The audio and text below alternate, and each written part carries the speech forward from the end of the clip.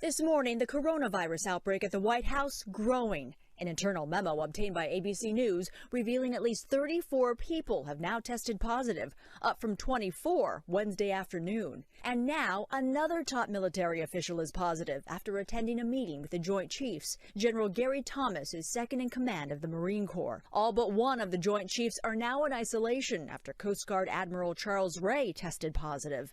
Meanwhile, President Trump returning to the Oval Office Wednesday. His doctor is saying the president has been symptom-free for over 24 hours. I went in, I wasn't feeling so hot, and within a very short period of time, they gave me Regeneron. It's called Regeneron, and other things too, but I think this was the key. But they gave me Regeneron, and it was like unbelievable. I felt good. The president releasing this video from the White House. I want everybody to be given the same treatment as your president, because I feel great. I feel like perfect.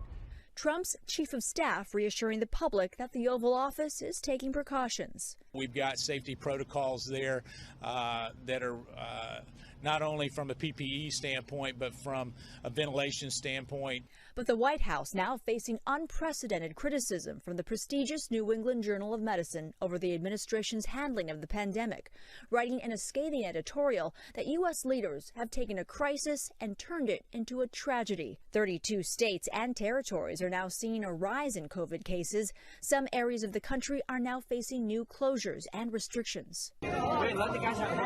Anger erupting in New York City as hundreds of Orthodox Jewish men set fire to face masks, protesting a shutdown that takes effect today in neighborhoods where cases are spiking. They accuse the mayor of targeting religious communities. We are dealing with a health emergency. In Boston, schools now pausing their reopening plans. A new forecast predicts New England, the New York City area, and Oregon could see the most concerning rates of infection in the next month. We could have from 300,000 to 400,000 deaths. That would be just so tragic if that happens. And now Wisconsin opening a field hospital at the state fairgrounds after a record number of hospitalizations. More criticism of the White House from the CDC's former director, calling the administration's handling of the pandemic a slaughter. The White House responding that every decision at the CDC has been data-driven. Kenneth, Mona. All right, Andrea Fujii, thank you. Hi, everyone. George Stephanopoulos here. Thanks for checking out the ABC News YouTube channel. If you'd like to get more videos, show highlights, and watch live event coverage, click on the right over here to subscribe to our channel. And don't forget to download the ABC News app for breaking news alerts. Thanks for watching.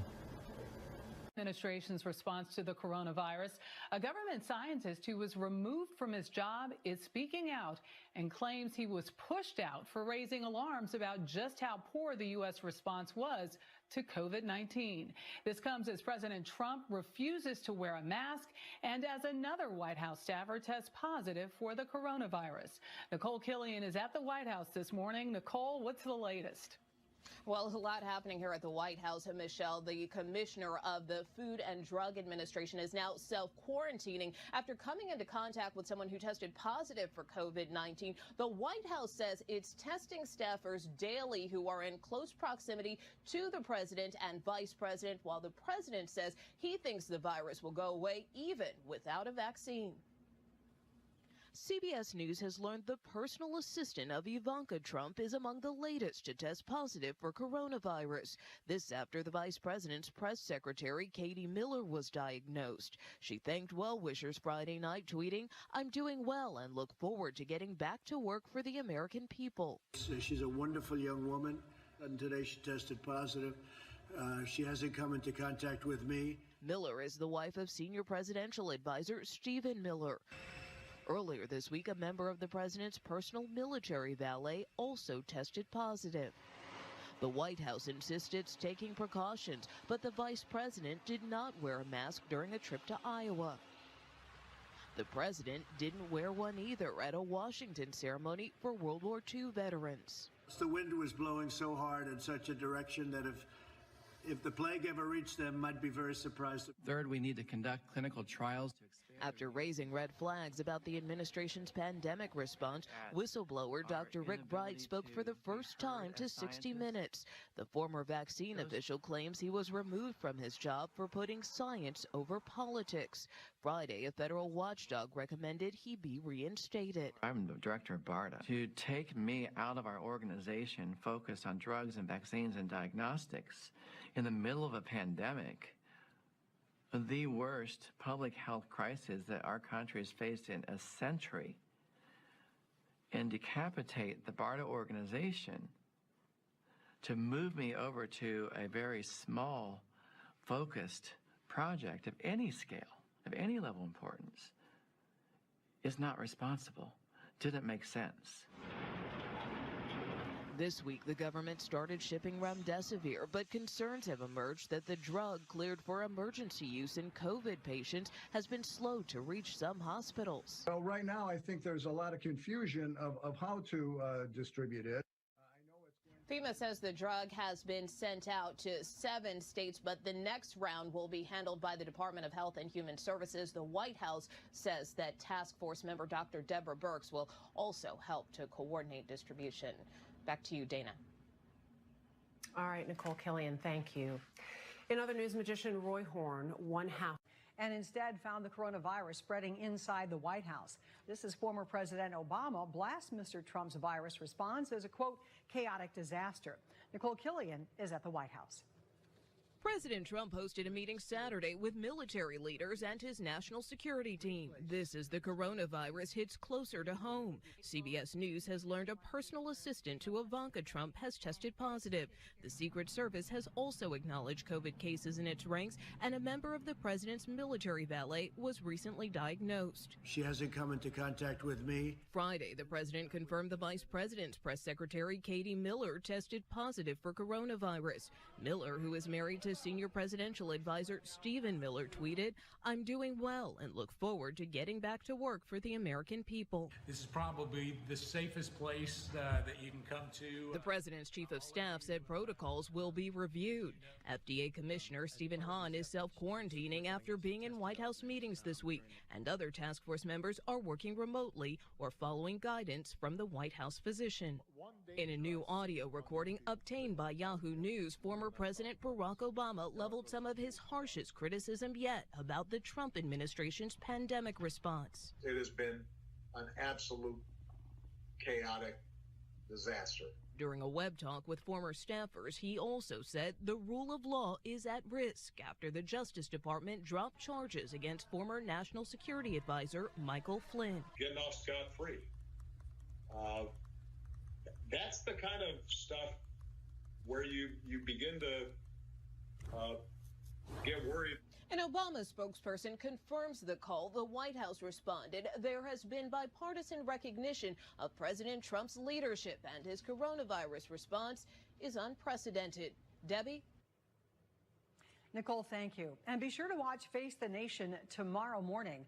And moments ago, another positive COVID test in the West Wing. Hallie Jackson with that live at the White House. Hallie? Well, it's a name, Shep, that people will recognize. Stephen Miller, one of the president's closest aides, somebody who has been with him for years. He is now confirming on the record that he has tested positive for COVID. Miller says that he tested negative for the last 5 days. He's been self-isolating, and then up until yesterday, he had those negative tests. It switched over, obviously, to positive today. He is now in quarantine. Our team has looked at this. So Miller travels with the president often, and it looks like the last time that Miller was with the president, and frankly with Hope Hicks for that matter, was the same night. It was last Wednesday. You'll remember, Shep, that was the night of that Minnesota rally that we were talking about, the same night that Hicks quarantined herself on the flight home on Air Force One because she started feeling sick, hadn't tested positive yet at that point so far as we know. So this is significant as it is not just, we've been talking about White House press staffers, we've been talking about the military valet. This is somebody who has had direct contact with the president, somebody who the president is around often, based on our reporting, involved tangentially in debate prep, speech writing. He has a hand in a lot of facets of what the president does. We should note, Shep, that his wife, Katie Miller, also works for the Trump administration. She is the communications director for Vice President Mike Pence. She actually already tested positive for the coronavirus back in May. She was one of the first White House officials when this pandemic started to come down with the coronavirus. So this is all coming into us just in the last couple of minutes, Shep, but that's the latest from here at the White House. As for the president, we've seen the tweets today, Hallie, but any official business? Has he been up and about? Do we know? You know, the White House says he's working. We know he's been on phone calls today. I think you talked already about him pulling out of those stimulus negotiations. It's our reporting based on folks familiar with that phone call that he was on the phone with Secretary Mnuchin, Senate Majority Leader Mitch McConnell, and others. So we know he's been kind of doing that. He's been working Twitter, as he often does, trying to sort of tell the American people that he's still visible and he's still out there. But there are some questions now about what he's going to do next, because he also tweeted something interesting, Shep, that he wants to go to the next presidential debate, which is in Miami next week. Now, that is 9 days from now. And if you look at the start of the president's symptoms, which we believe was Thursday, based on what his doctors say, that is about 14 days from the onset of symptoms. What does the CDC say? Well, they say somebody who's infected with COVID may potentially still be contagious up to 20 days after the start of symptoms, just depending on how severe they are. The president's doctors say they're monitoring his viral load, right, which is doctor speak for they're checking on how much virus he's still putting out there to people, and should have a determination. But right now, the timeline is unclear as to when the president will be able to actually get out of the White House and go do the travel that he is so eager to do. Hallie, last night you said the nerves were kind of on edge at the White House and that the place was mostly empty. What about tonight? Emptier, even more ghost townier, Shep. I mean, I'm walking through there. Even the press at this point, we have just candidly pulled back out of some of these spaces just for our own safety. We're wearing masks everywhere we go, except for during these live shots with you. I have mine right here that I'll put on as soon as we're done. Most people are working from home. There are a couple of people here, as we talked about, who have sort of essential, they're deemed essential workers, so they're coming in to conduct business, but mostly working on that cell phone, text and email, Shep, as usual. Yep. NBC's chief White House correspondent Hallie Jackson on the North Lawn. Shepard Smith here. Thanks for watching CNBC on YouTube. This morning, a coronavirus scare hitting close to the White House. Sources confirming to ABC News overnight that 2 of the cafeterias on the White House campus are now shut down after a worker tested positive for COVID-19. The cafeterias are in 2 buildings next to the White House. Officials say staff at both facilities have been wearing masks and gloves, and there's, quote, no need for any White House staff to self-quarantine. It comes as the U.S. closes in on 4 million coronavirus cases. And the grim new statistic showing deaths in the U.S. last week rose 12% compared to the previous week. The former FDA commissioner says we could surpass 300,000 deaths by the end of the year. If we continue on the current trajectory, right now we have close to 1,000 casualties a day. So if we don't change that trajectory, you could do the math and see where we are. On the same day, Dr. Anthony Fauci acknowledged we are not winning the battle to contain the virus. 3 more states, Ohio, Indiana, and Minnesota, along with Washington, D.C., announced mandatory mask orders. That makes 31 states where masks are mandatory in public. The surge in cases coming as students return to school, even though it's still July. They are so excited to get back to being in school with their friends and with their teachers. The Alcoa School District in Tennessee became one of the first in the country to welcome students back for in-person classes Wednesday. Students will be in the building 1 day a week, and classes will have no more than 10 students. These administrators and teachers love our children just as much as we do, and so I have no doubt they have put in place every precaution and measure possible. In Los Angeles County, where COVID-19 is on the verge of becoming the leading cause of death, county officials are now exploring using parks and libraries as classrooms. I would like to see the schools open 100%, and we'll do it safely, we'll do it carefully. At his briefing last night, President Trump again pushed for schools to reopen, claiming children, quote, do not transmit the coronavirus very easily. A lot of people are saying they don't transmit, and we're looking at that. We're studying, John, very hard, that particular subject, that they don't bring it home with them. Dr. Deborah Birx from the White House Coronavirus Task Force appeared on Fox News just moments later and was asked whether that claim is true. There's still open questions there, and that's why the president concluded with, we're studying this very hard. In the meantime, a story of survival in New York from a man who's earned the nickname Miracle Larry. It happened so fast. That was an early case. This morning, Larry is home after spending 4 months in the hospital, 51 of those days on a ventilator. I was so overwhelmed by how many prayers and thoughts, and I know that that had a part of it. And And when it comes to traveling, more airlines are enforcing tougher mask policies. Now everyone is required over the age of 2 to wear a face covering. Hi, everyone. George Stephanopoulos here. Thanks for checking out the ABC News YouTube channel. If you'd like to get more videos, show highlights, and watch live event coverage, click on the right over here to subscribe to our channel. And don't forget to download the ABC News app for breaking news alerts. Thanks for watching. Let's get to where things start this morning with the coronavirus cases in the U.S. now approaching 1.4 million. And the death toll now tops 80,000. Also this morning, new safety measures are being put into place at the White House after 2 staffers, including the vice president's own press secretary, were diagnosed with COVID-19. Meantime, officials are seeing a troubling spike in South Korea and India. Today, both countries are reporting their highest number of new infections in more than a month. And in China, overnight, Shanghai Disneyland reopened for the first time since January 25th. Crowd sizes being limited, visitors required to wear masks and also have their temperatures taken. Savannah. Our team is in place, spread out around the world to bring you the very latest on this. Let's start at the White House. NBC's Jeff Bennett on duty this morning. Hi, Jeff. Good morning. Hey, Savannah. Good morning to you. The coronavirus crisis is hitting closer to home for lawmakers here in Washington, both on Capitol Hill and here at the White House, where staffers say they're taking extra precautions to ensure the safety of the president after 2 aides tested positive for coronavirus. That's with 3 top health officials now self-quarantining, all of it undercutting the president's message that the outbreak is fading. This morning, the coronavirus crisis affecting both ends of Pennsylvania Avenue. White House sources shooting down reports that Vice President Mike Pence, who chairs the coronavirus task force, would self-quarantine after his top spokesperson, Katie Miller, tested positive. She's also married to one of President Trump's top policy advisors, Stephen Miller.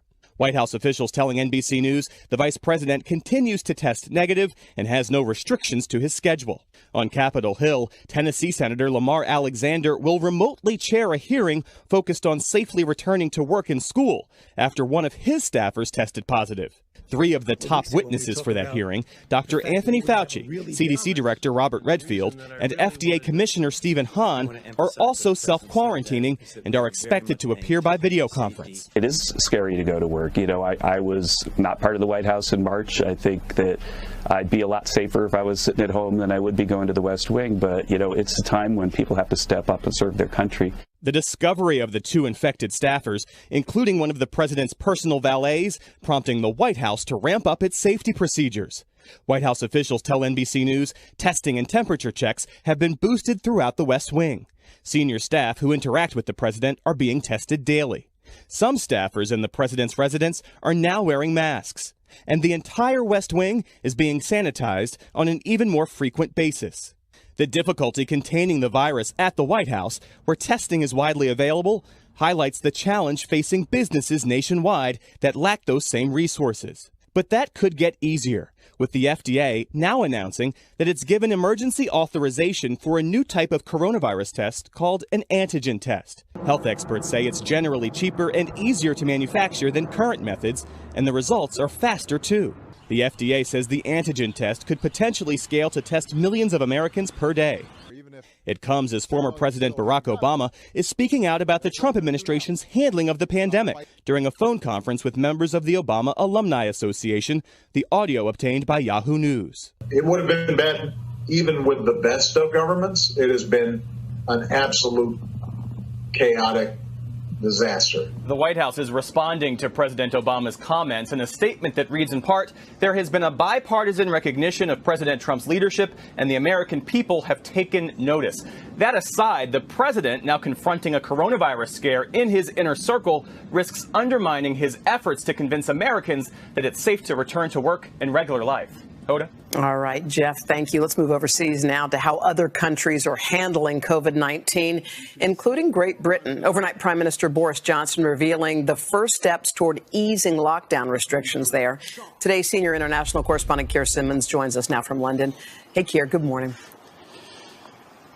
Hey Hoda, good morning. In France this morning, you can finally leave your home without one of these, a certificate just to go out. In Spain and Switzerland, some folks can go out to eat tonight. But here in the UK, a sign of just how hard this still is. The Prime Minister, Boris Johnson, introducing a kind of warning system like traffic lights to alert people if the virus is surging again, underscoring just how nervous people are.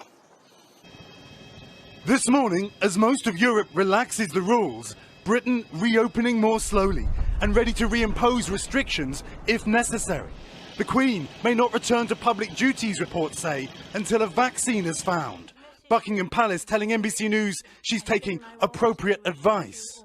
Prime Minister Boris Johnson, himself hospitalised by coronavirus, trying to give his country a measure of hope. We will come back from this devilish illness. We will come back to health and robust health. But for now, we must stay alert, control the virus, and save lives. Russia's President Putin rocked by the rise of coronavirus. Now more than 10,000 infections there a day. A small event with flowers and a flyover, replacing a much more elaborate celebration to mark 75 years since the end of World War II. In Germany, just days after relaxing the rules, the infection rate rising again and anger building. Minor protests, including far-right groups, led to clashes with police. Scenes repeated in Australia, where 10 people were arrested and police injured. While in Brazil, President Bolsonaro controversially brushing off the risks again, taking to a jet ski and joining a floating barbecue. Rio's Christ the Redeemer highlighting hunger among the poor in Brazil, caused by the coronavirus crisis. While Latin America's second largest airline, Colombia's Avianca, filing for bankruptcy. These are anxious days in Asia too. While Disney's theme park reopened in Shanghai, only at 30% capacity to allow for social distancing, this morning another Chinese city, Shulan, is in lockdown. China's infections increasing for a second day, fueling fears of a second wave. In sport, Europe's famous soccer is trying to restart again, but Savannah, without spectators. And another sign of the challenges, Savannah, because the UK thinks that it might be controlling the virus, it is now imposing a 2-week quarantine on anyone flying in, Savannah. All right, Keir Simmons, thank you. And now to that breaking news from Iran overnight. One of the country's own warships hit by a missile in what's being described as a friendly fire accident that happened during a training exercise. NBC's chief foreign correspondent Richard Engel joins us with this breaking news. Richard, good morning. What have you learned?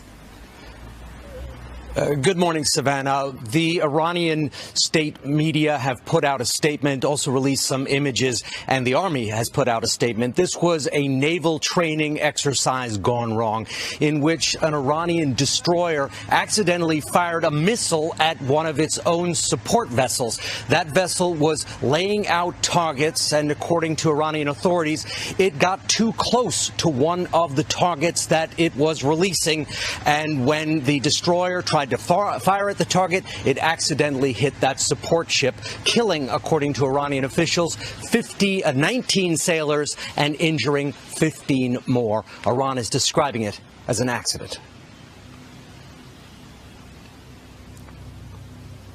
All right, Richard, thank you very much for joining us with that breaking news overseas. 10 minutes after the hour. Hoda, back to you. All right, thank you, Savannah. Now to new developments in a story making worldwide headlines. Georgia's Attorney General has now asked the Justice Department to investigate the case of Ahmaud Arbery. That's the 25-year-old police officer. And it wasn't until state authorities got involved 10 weeks after the shooting that arrests came. So that's why so many people have been calling for a federal investigation. We will not rest until they are convicted and behind bars. With the nation's eyes focused on Georgia, the state's top prosecutor is calling on the Department of Justice to investigate local authorities' handling of the Ahmaud Arbery case. Georgia Attorney General Chris Carr is promising a complete and transparent review of how the case was handled from the outset. It comes as big-name celebrities demand action, including Jay-Z, Alicia Keys, and Tom Brady. If we don't get it, shut it down! The February shooting of the 25-year-old African-American man pursued by two white men is sending shockwaves across the country after this recently released video showing Arbery's final moments. It's heartbreaking. It's 2020, and this was a lynching of an African-American man. Arbery's family says he was out for a jog unarmed. Now, in newly public video obtained by Jacksonville station WJXT, we see the moments before that encounter. A man walking into a construction site and looking around. An outside angle obtained by the Atlanta Journal-Constitution shows someone entering and leaving a short time later. The videos, both under review by the Georgia Bureau of Investigation, appear to show Arbery. His family's attorneys are not disputing that, writing he engaged in no illegal activity, noting that this was an empty home under construction. Gregory McMichael told police he and son Travis followed Arbery because they thought he was a burglary suspect, both men armed. According to police records, the older McMichael said Arbery began to violently attack his son Travis, who fired after McMichael says the two started fighting over the shotgun. Investigators say they reviewed the surveillance video before arresting the McMichaels, who remain in custody, charged with murder and aggravated assault. Do you consider this a victory? No. This is just a first step. I would like to get all hands involved. Every hand that was involved, convicted and them in prison. Now, NBC News has not been able to locate an attorney for the McMichaels. Now, overnight, the Georgia Bureau of Investigation announced another arrest, a 20-year-old who was taken into custody. Authorities say that he used Facebook to make threats against future Arbery protests. Hoda. All right, Blaine Alexander for us in Georgia. Savannah, over to you. Yep, now to a dramatic rescue, Hoda. It happened in the foothills of California's Sierra Nevada mountains. An off-duty state patrol officer jumped into action after a man fell into the water. Be careful, Brent!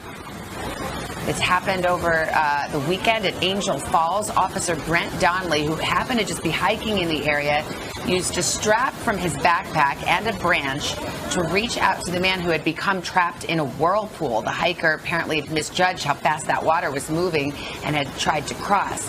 Eventually, Officer Donnelly pulled him to safety. The sheriff's office says this is a reminder never to attempt to cross swift water. And boy, was he there in the nick of time. Gosh, a branch and a strap. I can't believe that rescue. That was pretty incredible. Yeah. All right, we're coming up on 7:15. Time for a first check of the weather. Hey, Al, good morning. Hey guys, good morning. A little on the chilly side in the northern part of the country, the eastern half as well. Let's show you what we have going on right now in the northeast. We may see some showers, some afternoon thunderstorms as well, and very chilly air is going to be ushered in behind this. Look at Tuesday morning. Frost advisories, freeze watches, and freeze warnings for 62 million people as that cold air pushes in today. Below average temperatures for New York, Pittsburgh, all the way back to Tulsa, Rapid City, down to Atlanta, 66. That's 13 degrees below average. Tomorrow morning, we may see records from Columbia, Asheville, back to St. Louis, up to Buffalo, and up north into New York City. And during the day on Tuesday, those temperature highs will again be anywhere from 10 to 20 degrees below average. But good news coming. We are going to be looking the latter part of the week. Temperatures warming up. New York by Friday, 75, 82 in Charleston, 87 in Mobile. Detroit, you'll be in 75, and Oklahoma City will see temperatures in the mid-80s.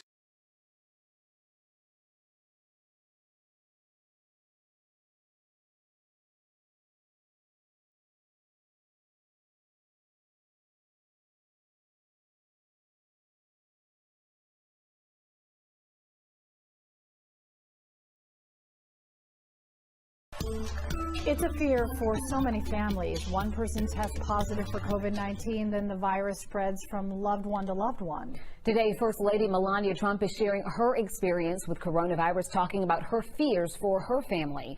She also revealed for the first time that her son with President Donald Trump, 14-year-old Barron Trump, also had COVID-19. She says he contracted it earlier this month around the same time as his parents. The president's physician previously released a statement saying all of the president's children had tested negative.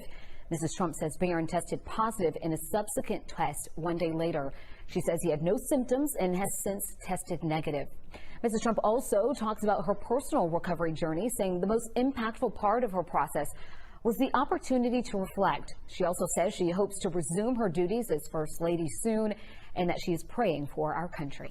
Breaking news, the First Lady revealing that Barron Trump, the president's youngest son, tested positive for coronavirus. CBS 2's Dick Brennan following this for us from the newsroom now. Dick? Yeah, Christina Maurice, the First Lady, put the information out within the hour in a tweet about her 14-year-old son, Barron, that was really reflective of the family's experience with COVID. The First Lady said after she and President Trump tested positive, she worried about Barron.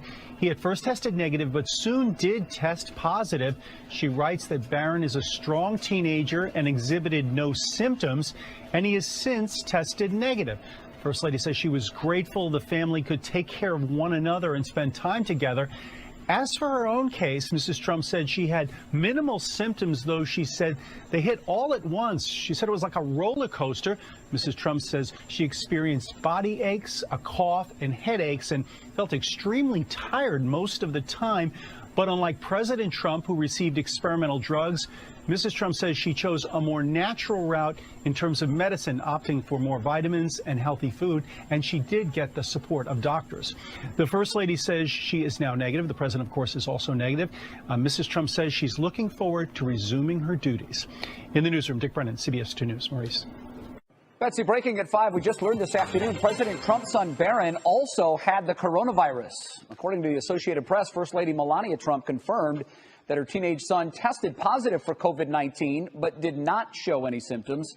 Like President Trump and Melania, Barron is over the virus and has since tested negative. And that breaking news at 5, Alabama football head coach Nick Saban has COVID-19. In a statement released just minutes ago, Coach Saban says he found out earlier this afternoon. He immediately left work and began isolating at home. At this time, Saban says that he has no symptoms and has taken another test to confirm the first one. Saban is not the only person in the athletic department to test positive. AD Greg Byrne did as well. He got the alert this morning. He's also self-isolating. We'll continue to follow this breaking news and get you any updates throughout the evening. We're also on a day where the Florida Gators announced that they are postponing Saturday's game against LSU due to a COVID outbreak. Tom Rinaldi is reporting that Alabama head coach Nick Saban has tested positive for coronavirus. This school has made the news official just recently in the last few minutes. The 68-year-old Saban was preparing for Saturday's huge showdown with number 3 Georgia coming to Tuscaloosa. And joining us now live from Tuscaloosa is Tom Rinaldi. And you were in the building. You were around Nick Saban earlier today. What more can you tell us about this situation, Tom? Kevin, that is right. Appropriately distanced and masked, but with Nick Saban earlier today for some interviews regarding the upcoming Georgia matchup and some other features we were working on for College Game Day. That was around noon Central Time, Kevin. Shortly after that, head athletic trainer Jeff Allen came, found Nick Saban in his staff room and called him away, informed him that he had tested positive for COVID on the latest test that he'd taken, and Saban left the building forthwith, almost immediately. Then at 2 o'clock, via Zoom from his home, he informed the team that he had tested positive. He did that after letting the coaching staff know on a Zoom call as well. They were informed. And moving forward here, the balance is Steve Sarkisian, the offensive coordinator, handling things for this upcoming matchup in the building, and Nick Saban continuing to help with coaching and strategy and preparation, but from home, not in the facility. Yeah, Saban issuing a statement in the last hour. At this time, I do not have any symptoms relative to COVID. I have taken another PCR test to confirm my diagnosis. Informed our team of my positive test at 2 p.m. today on a Zoom call. All right, moving forward here, what's been the buzz like around the building here? Because Sark has the experience, but this is a huge week leading into Georgia. It is. It's a huge week. And I think, Kevin, to take one step back from this immediate matchup, we all understood COVID-19 was going to have an impact on every sporting schedule, and college football and the SEC was certainly not going to be exempt from that. We've already seen that with Florida and LSU. It's obviously a shockwave to have a head coach of the stature of Nick Saban test positive, by the way, along with the athletic director of the University of Alabama, Greg Byrne. But those, at this point, are the only 2 positive tests in the program. There will be additional protocols that go into place. Both men will continue to be tested, and there is a set of protocols which could potentially allow Nick Saban to return. He'd have to go through a series of negative tests, in essence, to prove that this was a false positive. We don't know that that's the case. What we do know is he left the facility immediately. He was able, via a video feed, this should surprise nobody, to keep tabs on practice today and what was happening. And Saban is set to meet with the media via Zoom about an hour from now. All right. Saban's not the first coach. Mike Norvell had to deal with this with Florida State earlier in the season. Florida LSU has been postponed. Missouri Vandy has been postponed this week. Have you heard anything about the possibility of this game being postponed, Tom? We have not heard anything about that. Again, at this point, Kevin, and it is, to be very clear, Nick Saban and athletic director Greg Byrne, the only two who have tested positive in the program right now connected to football. So we have not heard any information about players who have tested positive, Saban and the athletic director Greg Byrne. Tom, good stuff here. We hope to hear from Nick Saban later in the hour here on SportsCenter. Thanks for watching ESPN on YouTube. For live streaming sports and premium content, subscribe to ESPN+. Alabama football coach Nick Saban has tested positive for the virus. He says that he doesn't have any symptoms, but he went home after learning of the diagnosis. Alabama is scheduled to host Georgia on 12 News this Saturday at 7 p.m. One player's mother telling us how remarkable it is that one person infected can potentially affect so many people in this small town. I mean, he was around all these kids, so yeah, it's amazing how fast you can come in contact with something like that. Diana Whittington, just one person in the Blackwell community, concerned after learning one of her son's football coaches tested positive for COVID-19. At first, I kind of freaked out. I was a little bit nervous because I have two of my family members at home now that is at high risk. Cameron Prince and another student both got tested after getting rides from that coach. I don't like things going up my nose for sure. The coach learned after 2 days of practice last week that he may have been exposed at an out-of-state funeral he attended. Blackwell Superintendent Sean Haskins says the coach has been following social distancing guidelines since practice started up again last week. He was wearing a mask when he had contact with these students. They were outside, social distancing. As soon as he tested positive Tuesday morning, the coach informed players and others he may have had contact with. Two fellow coaches have already tested negative. Whittington says it's sobering to realize just how many contacts could be made in one weekend. I'm not really upset with it because the poor guy didn't know. Now at the same time, school activities, including Friday's prom, are put on hold. Prince and his family are hunkering down for 2 weeks of quarantine. That's all right. I'd rather do 14 days than maybe 30 or 60 days in bed or in the hospital. In Blackwell, Cassandra Sweetman, Oklahoma's News 4. Other members of the Blackwell community also taking precautions to prevent spread of the virus. The mayor says the city pool will be reduced to 50% capacity. We hope you're enjoying your Sunday and the football games right here on Fox 59. I'm Lindsay Eaton, and here is your news update. Purdue Athletics announcing today university head football coach Jeff Brom has tested positive for COVID-19.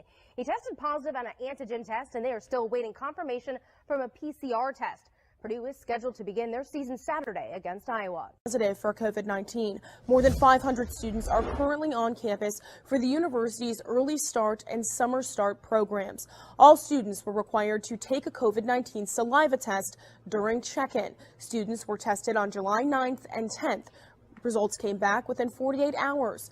Those who tested positive were immediately relocated to the university's Protect Purdue Health Center. The center's chief medical officer is confident in the university's COVID-19 response plan. I think it's very promising. And no one thinks that we're going to keep the campus infection-free. But what we do know is we can manage it as best as possible. And if we can lessen the amount of exposure and infection, that's the way to manage something like this. None of the COVID-19 positive students were showing symptoms. Those students will be able to go back to living in dorms after a 10-day waiting period. Purdue is administering the COVID-19 tests through a partnership with Rutgers University and Vault Health. Students will register to take their COVID-19 test through Vault Health. Days later, they'll receive the test in the mail. After that, the saliva samples will be sent to Rutgers Biologics Lab. Students and the university will receive results within 48 to 72 hours. Purdue is encouraging students to take the test 2 to 3 weeks before. Purdue University, the fall semester starts in less than 5 weeks. Today, we learned 3 students on campus for the university's summer program have tested positive for the virus.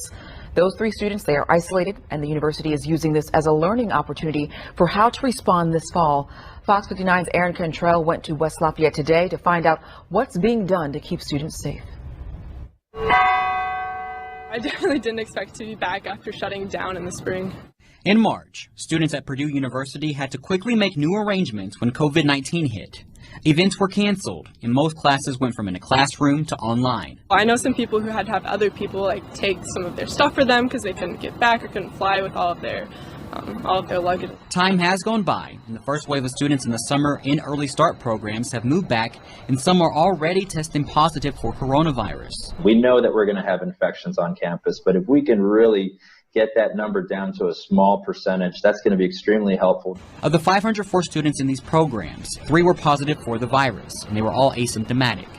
The university's chief medical officer, Dr. Esteban Ramirez, says they've all been placed in isolation on campus. So when somebody turns up positive, we end up having a case manager contact them to make sure they're doing okay, make sure we've identified, do they need hospitalization or need to be seen by a physician, or do we need to just isolate them? Dr. Ramirez says these students were tested when they got to campus, but for the fall semester, students will have to be screened for COVID-19 at home.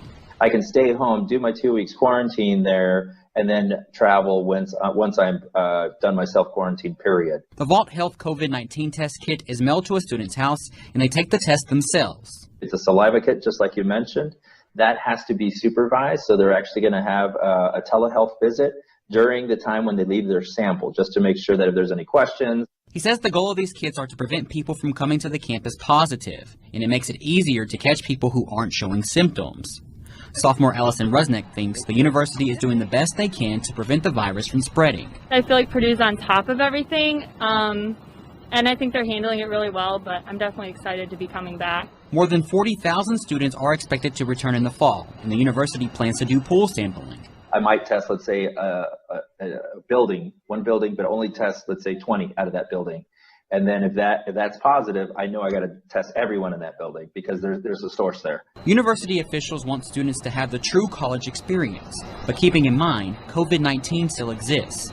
Some students will continue to be on edge. They're a risk to everything, so I can't be too sure really how everything will go. Reporting in West Lafayette, Aaron Cantrell, Fox 59 News. Grammy winner and San Antonio native Christopher Cross now says he has the coronavirus. The musician announced his diagnosis on Facebook today. Quote, "Although I am fortunate enough to be cared for at home, this is possibly the worst illness I've ever had." Cross, who is 68 years old, is urging people to understand how contagious this virus is. You can read his full statement on the KENS 5 app. That's my personal favorite. Well, Christopher Cross was temporarily paralyzed. He nearly died from coronavirus, and he is out front. I mean, Christopher, you tested positive for coronavirus in March. You were very sick for 3 weeks, and then you thought things were okay. Then all of a sudden something changed. So tell me about that moment. What then happened to you? Well, as you say, I was feeling a little bit better after 3 weeks, feeling pretty crappy. And suddenly my legs just gave out and I was paralyzed and couldn't walk. It was a neurological complication from COVID-19. And I was rushed to the ICU. I was there 10 days. Fortunately, I got, good treatment that kind of abated the paralysis to a degree, mostly to my waist. I did have some hand and face paralysis, but I was lucky in that way. I mean, so you're 3 weeks past, you think that you're really getting better, then this happens, paralysis. Why do doctors believe that it was related to COVID, something so drastic and neurological?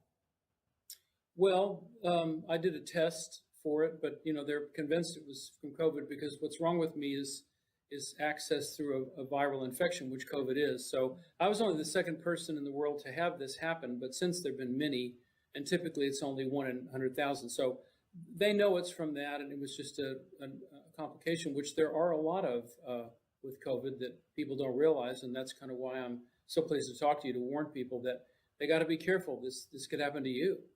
Yeah, especially as people now, there is fatigue, right? And perhaps people don't realize how truly awful this can be over the longer term. I know you've dealt with speech issues, you've dealt with memory issues, all because of the virus. And I showed a picture a moment ago, Christine. I know you're not using a wheelchair anymore, thank God, but you are walking with a cane, and you are still living this every single day. Here you are, and thank you for the courage in sharing this so that people can see what you have had to endure, what you are enduring. How long do doctors say that you're going to be doing this and recovering? Well, there's no way to know, Erin. I think they say 9 months to a year. I should, however much healing I'll have, I will. But I could just be like this forever. Back when I had it in March, of course, we have knowing. I was on a trip. No one wore masks. No one had masks on the plane. Yeah. The administration just didn't tell us about it, so I didn't know. And now we know. And so again, that's the good news, that people can do something about it. But I have no idea. They don't really expect me to heal completely. I hope to do better than I am, but I'm able to walk with a cane, and I can at least live my life, and I'm very fortunate compared to so many. How are you coping? Your songs have bring joy to so many. Do you get joy from that? Are you able to sing? Are you making music? Yes, I just was in the studio doing something recently, and I do. It's been a singular passion and my joy throughout my life. So definitely, and I'm just so honored that people have been brought some solace or happiness or whatever through my music. So this has been hard, Erin. I think the big thing with me is just acceptance, because whatever happens going forward, like I said, I do feel blessed to be able to be out of the wheelchair. I think you and I were talking that the world is not really set up for disabled people, and I found that out. And so I'm grateful for where I'm at. It's all about acceptance and gratitude, really. I'm just grateful that I healed as much as I did, and hope to tell people that they need to be careful and wear masks, protect themselves, and others. There's no way they're not going to watch you and take that away from this. And I want to be clear, you are supporting Joe Biden, but the president has said things, frankly, Christopher, that speaks straight to people in your situation, right? The maskless rallies without social distancing, soon after his diagnosis with coronavirus, right? When he was in the hospital for 3 days, he tweeted, "Don't be afraid of COVID. Don't let it dominate your life." Then he went on to say this the other day at a rally. I went through it. Now they say I'm immune. I feel so powerful. I'll walk into that audience. I'll walk in there. I'll kiss everyone in that audience. How do you even respond to that? Well, I would say to everyone, be afraid, be very afraid, because, people know me, who know me through my music or whatever. This happened to me, and so it can happen to you. And of course, not all of us have the benefit of the kind of care and drugs that President Trump had. And he's doing a huge disservice to everyone by telling them this stuff, because, as I say, this has sort of been, it's been awful what I've had to deal with, and certainly nothing compared to what a lot of families have had to deal with. But, we need to just obviously not listen to our president. I hate to say that, but it's absolutely true. He's just, he's spreading misinformation and really hurting people as we go forward. And if we're ever going to get rid of this, it's going to be by wearing masks and taking care of ourselves, and you're right. I mean, I hope for a change of leadership, but right now the best thing we can do is protect ourselves, because this is, it happened to me, and I hate to keep it being repetitive, but it can happen to you out there. So please be careful, Well, I hope people will listen to you. I know that they will, because it is true. Someone like you, a lot of people look at you and think, oh, how could it happen to you? But it did, and you're dealing with it. And I thank you for sharing it with us. And I wish you all the very, very best in getting 100% better, Chris. Thank you. Thank you very much, Erin. It's good to talk to you. You too. The coronavirus pandemic that popped up globally in 2019 and 2020 caught much of the world by surprise. It didn't take long to learn that even celebrities aren't immune to coronavirus, as several high-profile actors, athletes, and politicians tested positive. Although she'd been practicing social distancing at her home in London, Marianne Faithfull still came down with a cold. To that end, in order to take sensible precautions, the iconic singer checked herself into the hospital to get herself tested for COVID-19 and received a positive diagnosis. In addition to being diagnosed with COVID-19, Faithfull also developed pneumonia, which can be a complication of the virus. Furthermore, because Faithfull is over the age of 65, she's especially vulnerable to complications of coronavirus, according to the CDC. On April 3, 2020, musician Christopher Cross took to the internet to reveal that he tested positive for the coronavirus. He wrote in a Facebook post, "I'm not in the habit of discussing medical issues on social media, but I do so in hopes this will help other people to understand how serious and how contagious this illness is." He added that this was perhaps the worst sickness he'd ever experienced. The Grammy-winning artist then implored people not to fall for conspiracy theories or to spread the idea that COVID-19 is a hoax. He also advised people to follow the protocol set forth by the CDC in order to stop the spread of the virus. On April 4, 2020, the world learned that actor Jay Benedict had succumbed to coronavirus via a tweet from his management team. They wrote, "It is with great sadness that we announce the passing of our dear client Jay Benedict, who this afternoon lost his battle with COVID-19. Benedict was known for his work in films such as The Dark Knight Rises and Aliens. He would have celebrated his 69th birthday on April 11, 2020. Benedict was remembered fondly by several celebrities on social media, including actor Pierce Brosnan, who wrote on Instagram, "He was a courageous man of handsome life force that shone its light in every room he walked into, down every road he traveled." Unfortunately, individuals who are over the age of 65 are more likely than their younger counterparts to be severely impacted by COVID-19. Sadly, legendary singer-songwriter John Prine fell into that category and tested positive for coronavirus. His family shared the news on social media, explaining that Prine had a sudden onset of symptoms and had been hospitalized. The post was overwhelmed with comments sending support and healing energy. Unfortunately, Prine passed away from complications of coronavirus on April 7, 2020, according to Rolling Stone. He was 73 years old. When Real Housewife Jennifer Aydin started feeling under the weather, she had her husband pick up a test for the coronavirus, even though she didn't have a fever. But sure enough, she tested positive, and she suffered from a variety of symptoms. She wrote in an Instagram post, "My days haven't been so bad aside from a lot of fatigue and sleeping. At night is when it's the worst for me because of the mix of sweating and chills." Fortunately, it didn't take too long for Aydin to feel better, as she was on the mend by the 10th day. Aydin also reminded her followers to stay positive. "We're all in this together, okay? Stay safe, be well." Reality television star Todd Chrisley may know best, but that didn't stop him from catching COVID-19. His daughter Savannah shared the news on social media, saying that she talked her father into going to urgent care, where he was tested. "Dad was diagnosed with the coronavirus about 2.5 weeks ago, and I have never been so scared in my life." A week later, Chrisley had his family take him to the hospital as he had become extremely sick and needed medical help. Thankfully, Chrisley rallied and was able to discuss his battle against coronavirus on his podcast, Chrisley Confessions. The Chrisley Knows Best star added that he was the sickest he'd ever been in his life.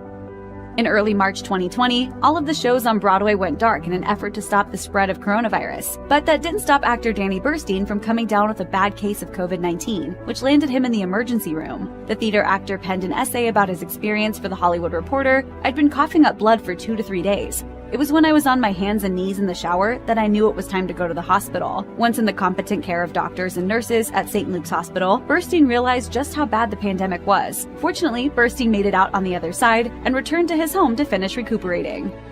When country star Sturgill Simpson fell ill on March 13, 2020, he had his wife take him to the hospital to get tested for coronavirus. However, at that time, the doctor who treated him said he didn't qualify for testing, despite the fact that he'd been on tour in Europe and was showing symptoms of COVID-19. But when Simpson was able to access a test a month later, he jumped at the chance to be on the safe side. He wrote in an Instagram post, "Yesterday on Friday, April 10th, after almost 1 month without any symptoms, I received a call from the Nashville CDC stating that my test resulted in a positive detection for COVID-19. Fortunately, his wife tested negative."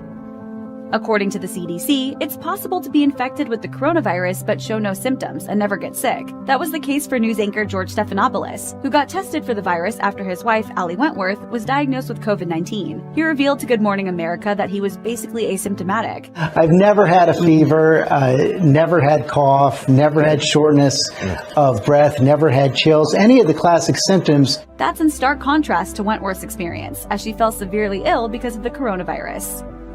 On April 10, 2020, legendary producer Kenny Edmonds, aka Babyface, celebrated his birthday, but that was also the day he shared less festive news on social media. He and his family tested positive for coronavirus. While Edmonds didn't go into much detail about what symptoms he had or what struggles his family endured, he did update his fans about the status of their recovery, writing, "I'm happy to report we have now tested negative and are on our way back to full health." Rather than dwell on the pandemic or give advice to his followers, Edmonds instead announced that he would participate in an Instagram beat battle with producer Teddy Riley. He wrote, "Let's show them what hip-hop/R&B music really means to the world."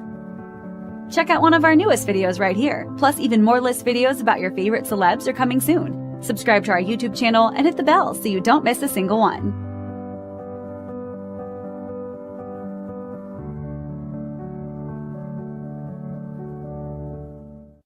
Some of the world's best-loved musicians have fallen victim to the ongoing coronavirus pandemic, with a few sadly faring far worse than others. From soul legends to opera singers and everyone in between, here's a look at all the most popular musicians known to have contracted the coronavirus.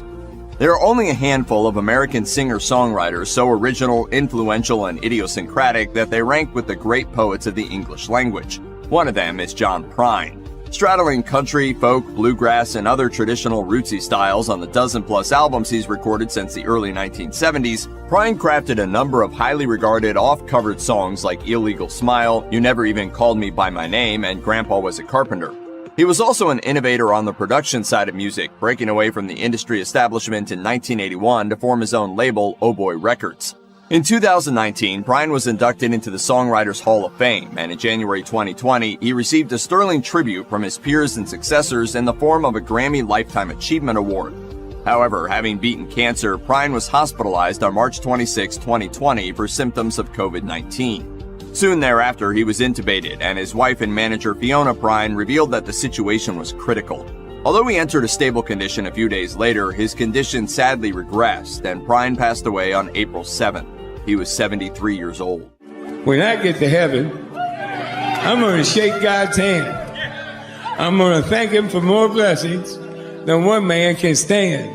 Aside from disco, the other major form of popular music most associated with the 1970s was the California sound, that smooth, mellow mixture of country, pop, and rock that had first cropped up a decade earlier.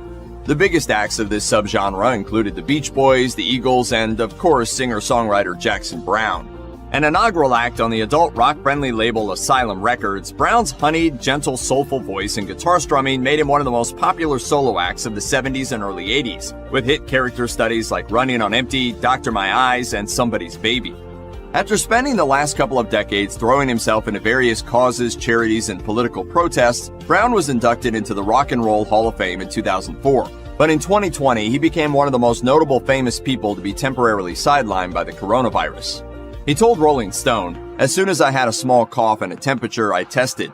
My symptoms are really pretty mild, so I don't require any kind of medication and certainly not hospitalization or anything like that." Duran Duran was an English new wave five-piece band that hit the charts with a number of global hits, including Girls on Film, Rio, and Hungry Like the Wolf.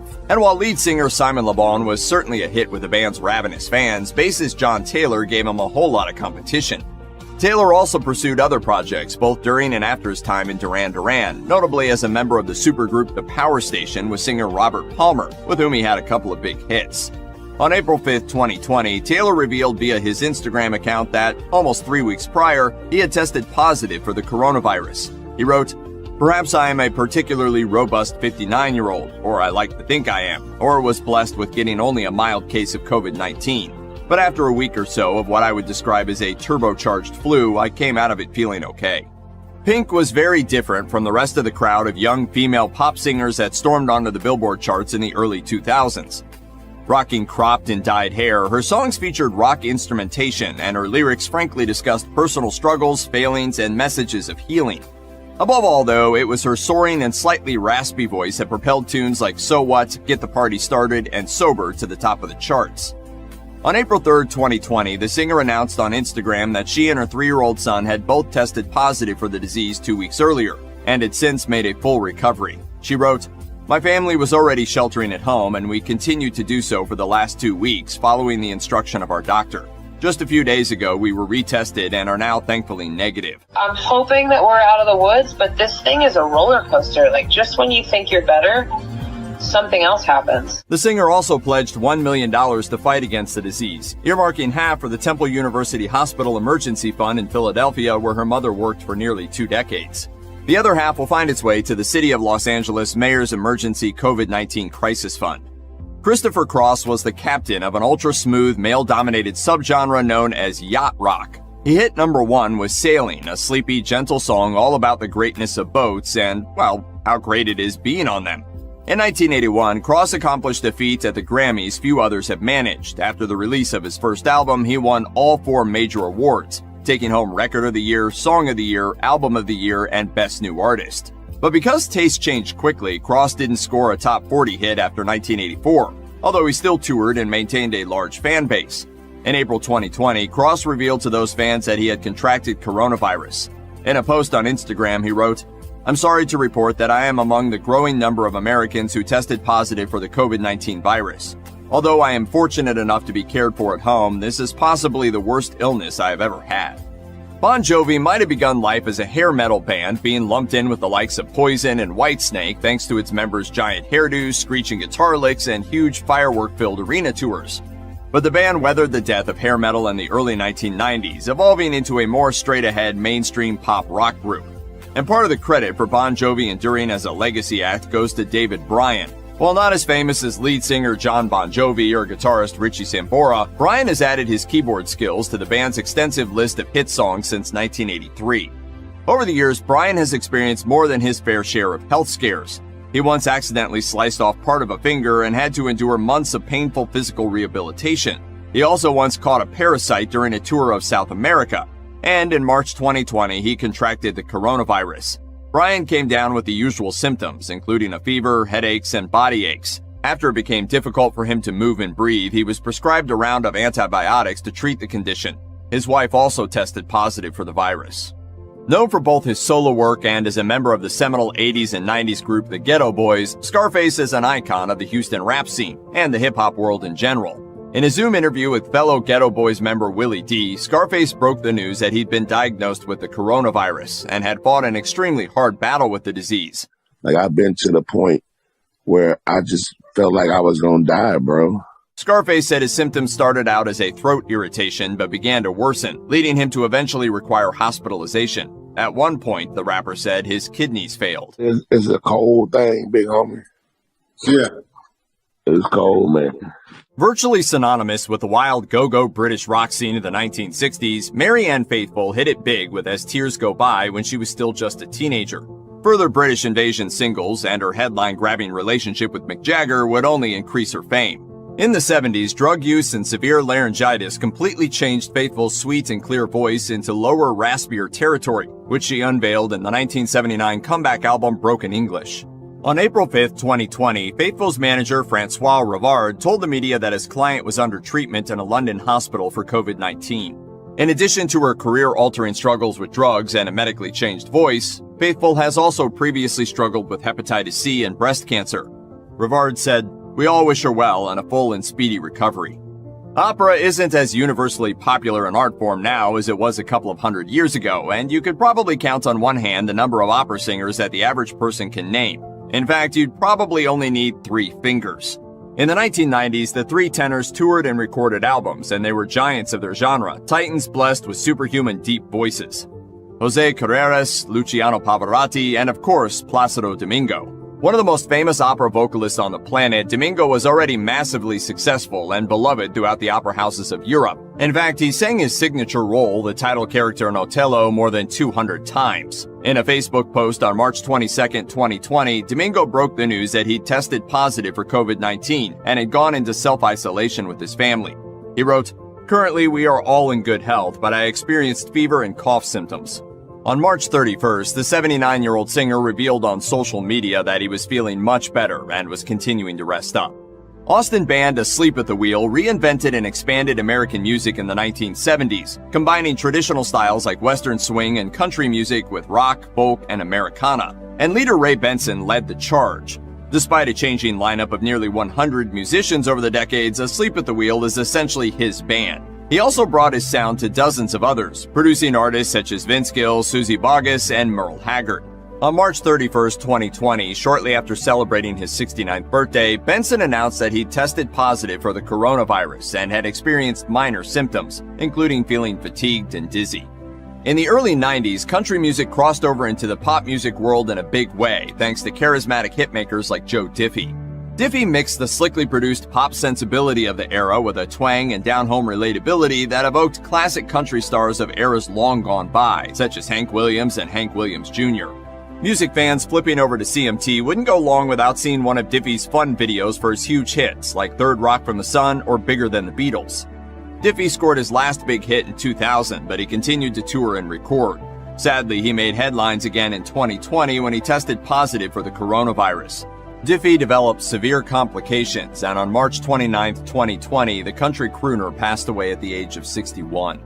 Fountains of Wayne had a string of minor hits in the early 2000s before scoring a major smash in 2003 with Stacy's Mom, a power pop ode to sexy mothers. Adam Schlesinger played bass in Fountains of Wayne while serving as its main songwriter, a role he also held in the band's Ivy and Tinted Windows. And if there was an incredibly catchy or wry song in a movie or TV show in the 90s and 2000s, there was a good chance he had a hand in its creation. He wrote the melodiously wonderful That Thing You Do from the film of the same name, and penned tunes for both music and lyrics and Josie and the Pussycats. His master craftsmanship and hook divining abilities also suited him well as the music producer for Crazy Ex-Girlfriend. The CW musical comedy series featured a couple of original songs in every episode, and he helped compose more than 150 of them. Diagnosed with symptoms of COVID-19, Schlesinger was admitted to a hospital in Poughkeepsie, New York, where he was placed on a ventilator and sedated to help his body recover. His condition worsened, however, and on April 1st, he passed away. He was 52 years old.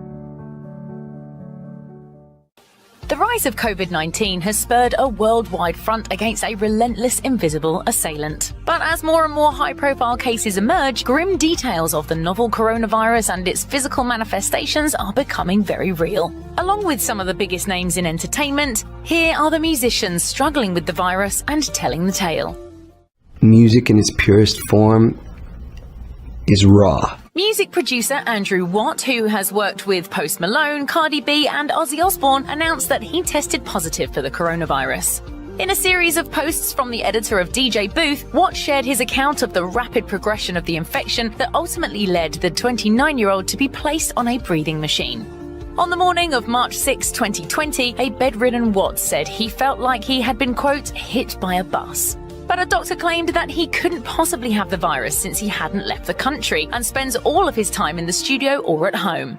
Watt revealed that he became delusional from a frequent dry cough and an ER visit where he was given a pneumonia diagnosis, but was refused a coronavirus test due to, quote, federal regulations. Later, a private doctor tested him for COVID-19 and confirmed the infection. 11 days after his diagnosis, Watt said his fevers had lessened, but he still struggled to breathe. He pleaded for others to be mindful of the elderly and those with compromised immune systems, saying, "I can't stress this enough. This is not a joke. Stay inside. Stay sanitized. Please stop everything and take care of yourselves and the people you love around you until we are all through this." On March 17, 2020, singer Charlotte Lawrence revealed that she had tested positive for the coronavirus. In a lengthy social media post, the singer also begged her fans to self-quarantine during the global pandemic. She wrote on Instagram, "I am going to be completely fine, but many who get it won't be. If too many people get sick too quickly, please, whether you feel sick or not, stay inside. Think about your parents. Think about your grandparents. Think about someone else getting your loved one sick because they didn't listen, because they thought they knew better, because they were selfish." David Bryan, keyboardist and founding member of the massively popular 80s band Bon Jovi, took to Instagram on March 21, 2020 to announce that he's tested positive for the coronavirus. He wrote, "I just got my results back today. I've been sick for a week and feeling better each day. Please don't be afraid. It's the flu, not the plague. When I feel better, I'll get tested again to make sure I'm free of this nasty virus. Please help out each other. This will be over soon with the help of every American."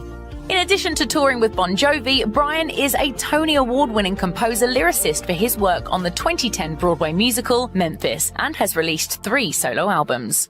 It's just trying to do our part as artists to erase the hate and bring up the love. I know that I give all what I have, and I sing with all my heart, with all my soul. On March 22nd, 2020, 72-year-old legendary Spanish opera singer Plácido Domingo announced that he tested positive for the coronavirus on his official Facebook page. He wrote, "I feel it is my moral duty to announce to you that I have tested positive for COVID-19, the coronavirus. My family and I are all in self-isolation for as long as is deemed medically necessary." He said that his family is in good health, but after coming down with a cough and fever, he got tested. Along with wishing for everyone to be able to return to normal life as soon as possible, he added, "I beg everyone to be extremely careful. Follow the basic guidelines by washing your hands frequently, keeping at least a 6 feet distance from others, doing everything you can to stop the virus from spreading, and please, above all, stay home if you can."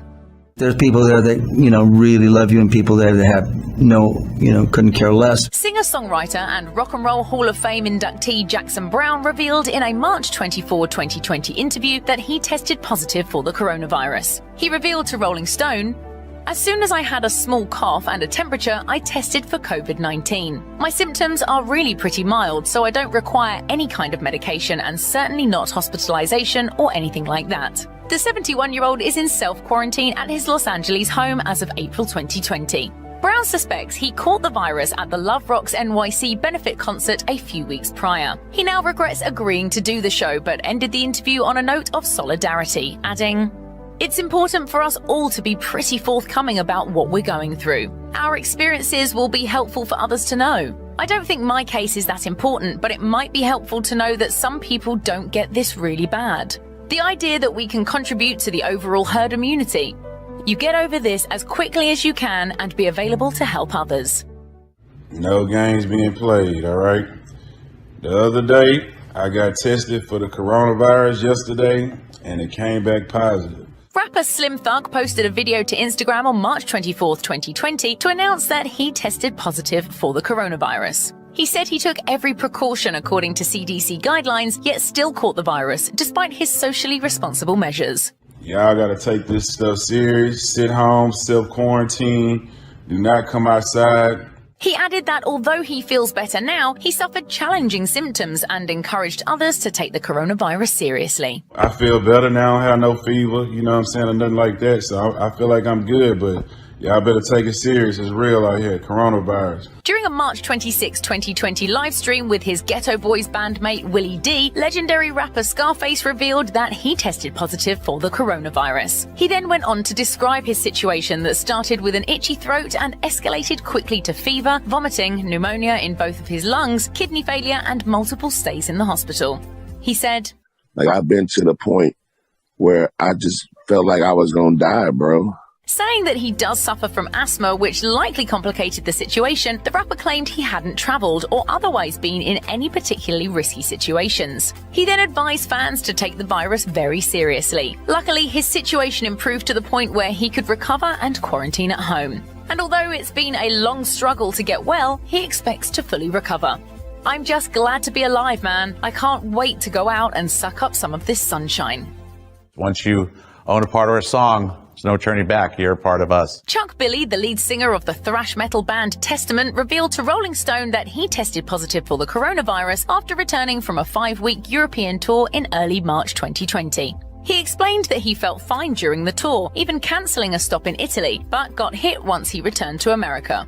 He said, "I had an achy body, headaches, coughing, tight chest. I lost my sense of smell and taste, the whole thing. By the time we got home, within a 24-hour window amongst the group text we have going with everybody, people were just not feeling well." As for the test, Billy said it was a, quote, painful experience. And while he's still monitoring his bandmates' health, Billy revealed that he's nearly recovered. He said, "I'm doing pretty good actually. I'm not all the way better, but I'm definitely feeling more like myself. I've never been sick that long. I've been sick before, but not that long like that."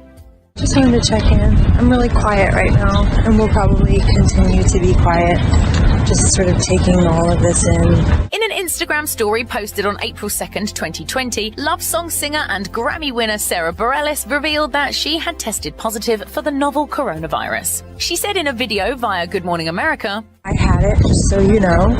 I'm fully recovered. Just so you know." The singer-songwriter later said she was thinking about all those affected by the pandemic, adding, I'm just being really grateful for every easy breath and every day that I get to be walking around. In late March, Bareilles' Waitress castmate, Gavin Creel, announced during a live iteration of The Rosie O'Donnell Show that he was almost certain he had contracted coronavirus. I don't know if this is appropriate or not, but I'm pretty sure I have the virus. He says he contracted it after performing in the show's London production, noting that many of the cast had also fallen ill. Ray Benson, frontman for the country swing band Asleep at the Wheel, took to Facebook on March 31st, 2020 to announce that he's tested positive for COVID-19. Benson wrote, "Been feeling tired for about 10 days, hoping for the best. Don't have the usual symptoms but feel tired, headache, no fever, no cough. I'll be okay. Sure do miss playing music and seeing everyone. Stay well, this is serious." The musician went on to explain that the first time he attempted to get tested 10 days prior, there were no tests available, so he had to go back. Benson then urged his fans to make sure they stay vigilant in their fight against the novel coronavirus, since he took what he thought were the appropriate precautions but became infected anyway. He added, "I have been alone for the most part and wore a mask, washed hands, used hand sanitizer. Still got it." Florida rapper YNW Melly has tested positive for the novel coronavirus while in custody, according to his official Twitter announcement on April 2nd, 2020. The tweet read, "Melly has tested positive for COVID-19 while awaiting his trial in Broward County Jail. He'll be filing a motion for restricted release in hopes of getting better care due to jails not being prepared to treat this new virus. He hopes for your support and to recover soon. Hashtag pray for Melly." You gotta just pray. Pray to God. According to Page 6, YNW Melly is currently awaiting trial for his alleged involvement in the October 2018 shooting deaths of rappers YNW Juvie and YNW Sackchaser. He has also since been connected to the shooting of Sheriff's Deputy Gary Chambliss in 2017. 2 months following his February 2019 arrest, YNW Melly's team said that the rapper, who's facing the death penalty for these charges, planned to release a mixtape from behind bars. He said via a social media message per Page 6, "I'm not gonna be there physically, but I'm gonna be there officially. Thank y'all to all my fans and supporters. I love y'all." Singer-songwriter Christopher Cross has tested positive for the novel coronavirus. The 5-time Grammy winner shared the news with fans in a lengthy Facebook post on April 3rd, 2020. He wrote, "I'm sorry to report that I am among the growing number of Americans who tested positive for the COVID-19 virus. Although I am fortunate enough to be cared for at home, this is possibly the worst illness I've ever had." It was tough because it all happened so quickly that there's no way to catch your breath. He went on to warn conspiracy theorists that COVID-19 is, in reality, a, quote, deadly illness spreading like wildfire throughout the world. Cross then pleaded with his fans to follow the CDC guidelines and listen to scientific reports. He ended his post with a message of positivity and unity in the face of the crisis, writing, "Last but never least, wherever you are in the world, let's all be kind to one another. Only if we work together can we defeat COVID-19. Feel like I want to cry, but I won't. I don't cry. Legendary singer Marianne Faithfull was hospitalized in London after testing positive for the novel coronavirus. According to Variety, Faithfull's manager issued a statement which read in part, "She is stable and responding to treatment. We all wish her well and a full and speedy recovery." Faithfull's friend Penny Arcade told Rolling Stone that the singer was in self-quarantine when she began experiencing cold-like symptoms. She then tested positive for COVID-19 after checking herself into the hospital where she developed pneumonia. According to the publication, Mick Jagger's former flame battled breast cancer in 2016 and hepatitis C for decades. Arcade also shared an update on Facebook about Faithfull's status, writing, "She has withstood and survived so much in her life, including being Marianne Faithfull, that to be taken down by a virus would be such a tragedy. I spoke to her last week and she was hiding out from the virus, but she has caregivers and someone brought it to her." I've never prayed more in my life. At one point I heard myself saying, I thought they promised us our kids would be okay. On April 4th, 2020, multi-platinum recording artist Pink revealed that she and her son tested positive for the novel coronavirus in a lengthy Instagram post. She wrote, "2 weeks ago, my 3-year-old son Jameson and I were showing symptoms of COVID-19. Fortunately, our primary care physician had access to tests and I tested positive. My family was already sheltering at home and we continued to do so for the last 2 weeks following the instruction of our doctor. Just a few days ago, we were retested and are now thankfully negative." She then blasted the government for failing to make testing free and accessible to everyone in order to, quote, protect our children, our families, our friends, and our communities. The singer then pledged $500,000 to the Temple University Hospital Emergency Fund in Philadelphia to honor her mother, who worked there for almost 20 years. She then pledged another $500,000 to the City of Los Angeles Mayor's Emergency COVID-19 Crisis Fund, writing, "Thank you to all of our healthcare professionals and everyone in the world who are working so hard to protect our loved ones. You are our heroes." Breaking tonight, we have just learned a member of Vice President Mike Pence's staff has tested positive for the coronavirus. A statement just released says neither the president nor the vice president had close contact with this individual. However, they are saying that this person did test positive. Don't have a name as of yet. So many headlines out of Washington, D.C. today. Let's get to Eamon Javers this morning. Hi, Eamon.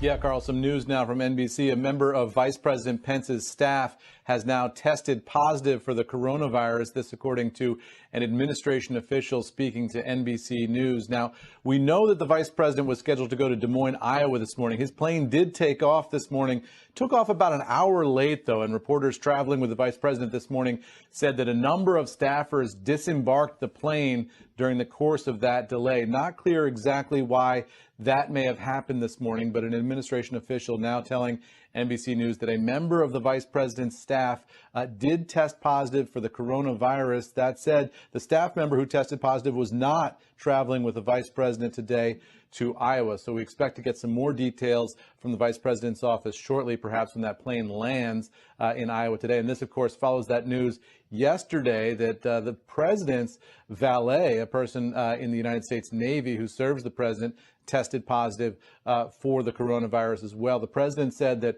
both he and the vice president were tested after that and tested negative. So no concern after the valet incident. Now a new person close to the vice president testing positive as well. Carl, back over to you.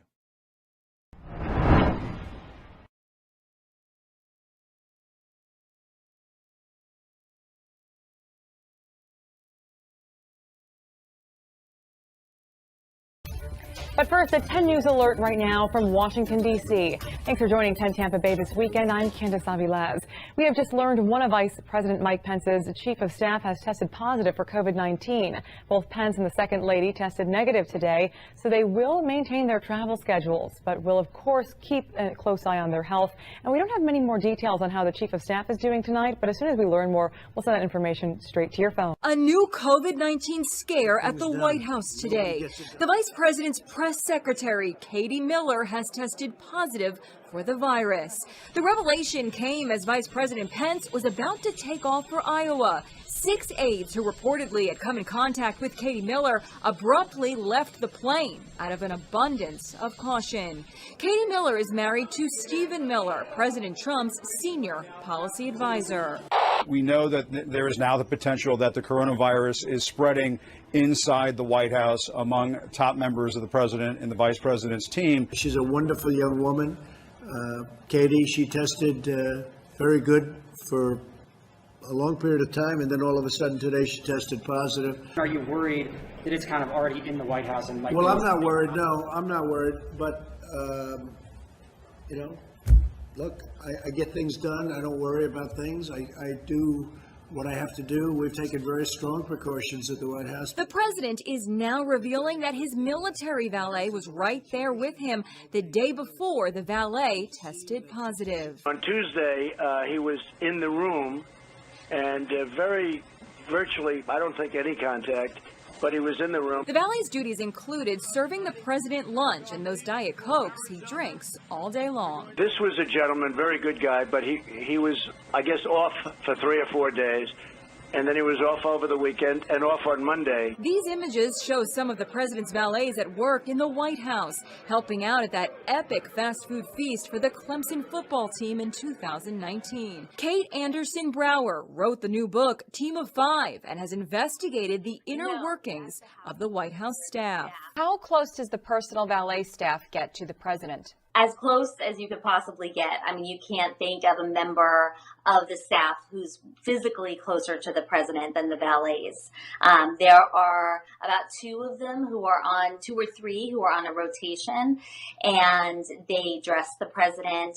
They travel with the president and ride in the motorcade and bring a spare shirt. According to one report, the president was lava level mad when he found out his personal valet had COVID-19. Masks at the White House have been optional because the president sees it as a sign of weakness to wear masks. Is there a reason why people just aren't wearing masks at the White House? Well, they are. People that are serving me are. We have not seen anyone wear a mask around you, sir, in the last 2 weeks. Just looking around. Look at Shay, White House photographer.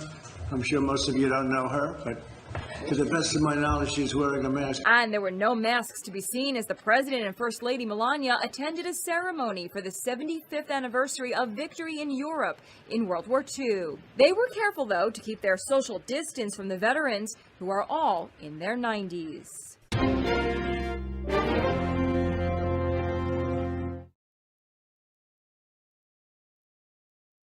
Now to the growing concern at the White House tonight. Vice President Pence's press secretary now testing positive for coronavirus. She's the wife of a top advisor to President Trump. And the news comes just one day after we learned the president's personal military valet also tested positive. Here's our chief White House correspondent, Jonathan Karl, asking the president about wearing a mask himself. The president out in public today with World War II veterans. For the second day in a row, the White House has revealed a person close to the president has tested positive for coronavirus. This time, it's the vice president's press secretary, Katie Miller, who also happens to be married to Stephen Miller, one of the president's closest advisors. She's a wonderful young woman. Katie, she tested very good for a long period of time, and then all of a sudden today she tested positive. She hasn't come into contact with me. This comes a day after word of one of the president's personal valets, a military service member who serves his food, tested positive. The president said he's not worried, and his chief of staff defended White House safety protocols. So are you taking additional steps here at the White House in the light? Yeah, we're taking very official steps. Mark, do you want to discuss that? We've already put in a few protocols that we're looking at, and I can tell you this is probably the safest place that you can come to. Among the additional steps, officials say, are additional cleanings of the White House and daily testing of staff. The president was asked today why White House officials are still not wearing masks. Is there a reason why people just aren't wearing masks at the White House? Well, they are. People that are serving me are. We have not seen anyone wear a mask around you, sir, in the last 2 weeks. So I can speak to that. You know, as we look at this, the people that are in close proximity to the president obviously have tested negative. The president pointed to the official White House photographer, one of the very few staffers today seen wearing a mask.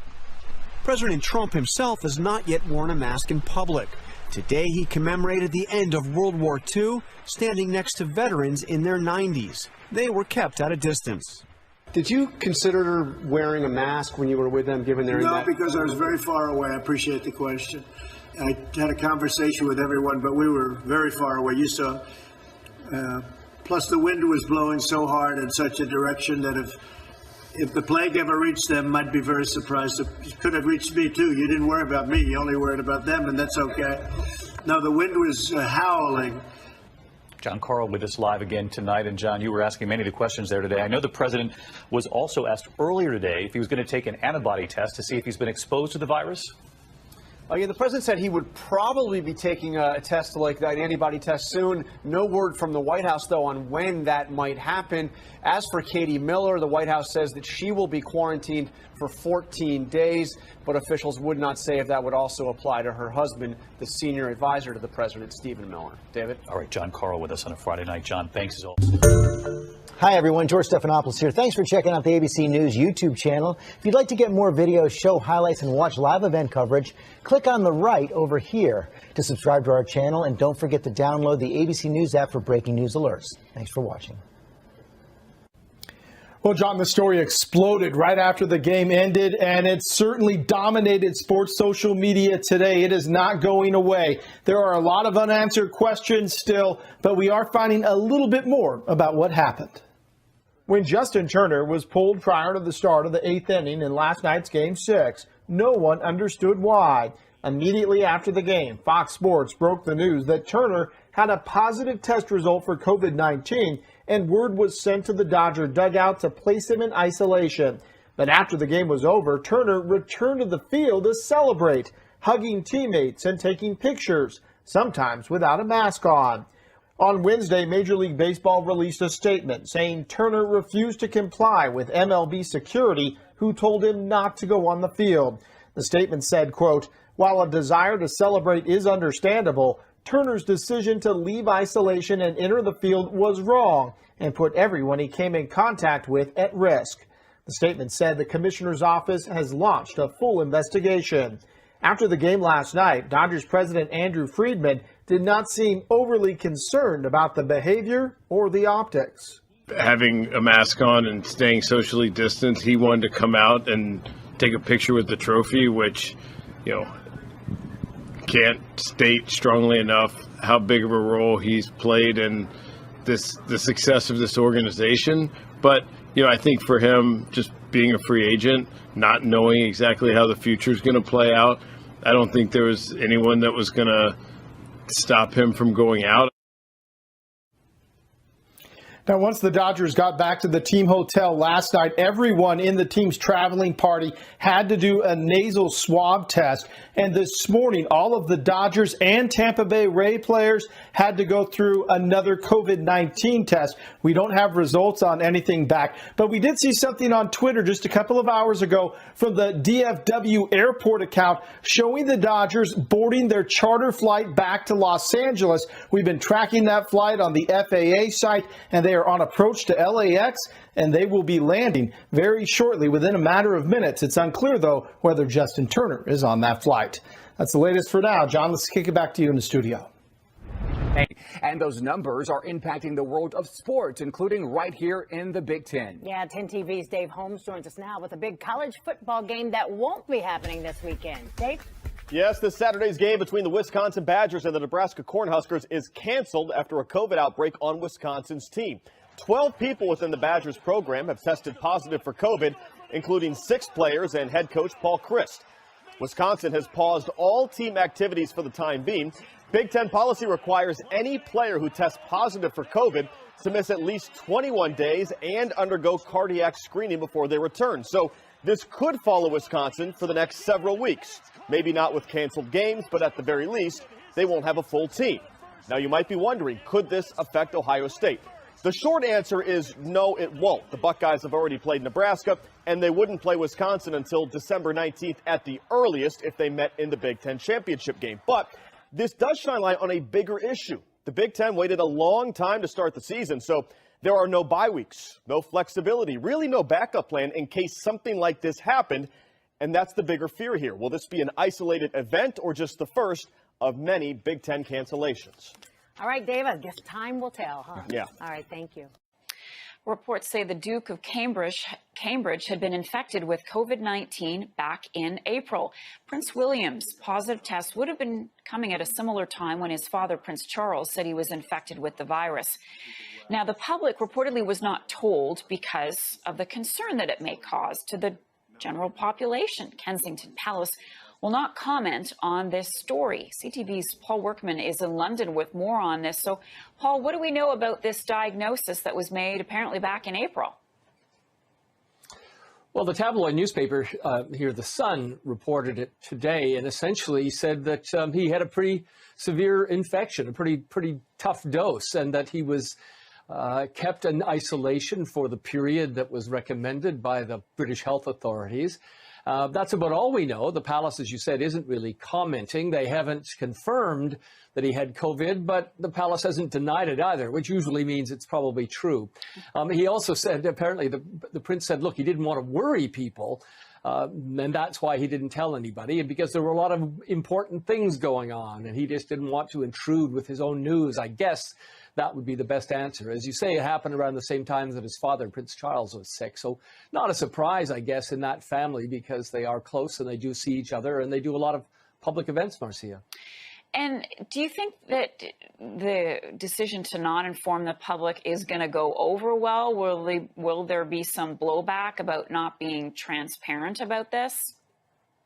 Oh, there may be some of that. I don't think it's going to cause huge waves of anger and distrust in the royal family. In some ways, I suspect everyday people here will look at it and say, well, he did the right thing. He isolated, and he didn't want to worry his granny probably, and didn't want to worry his wife or his kids, and so he kept it secret.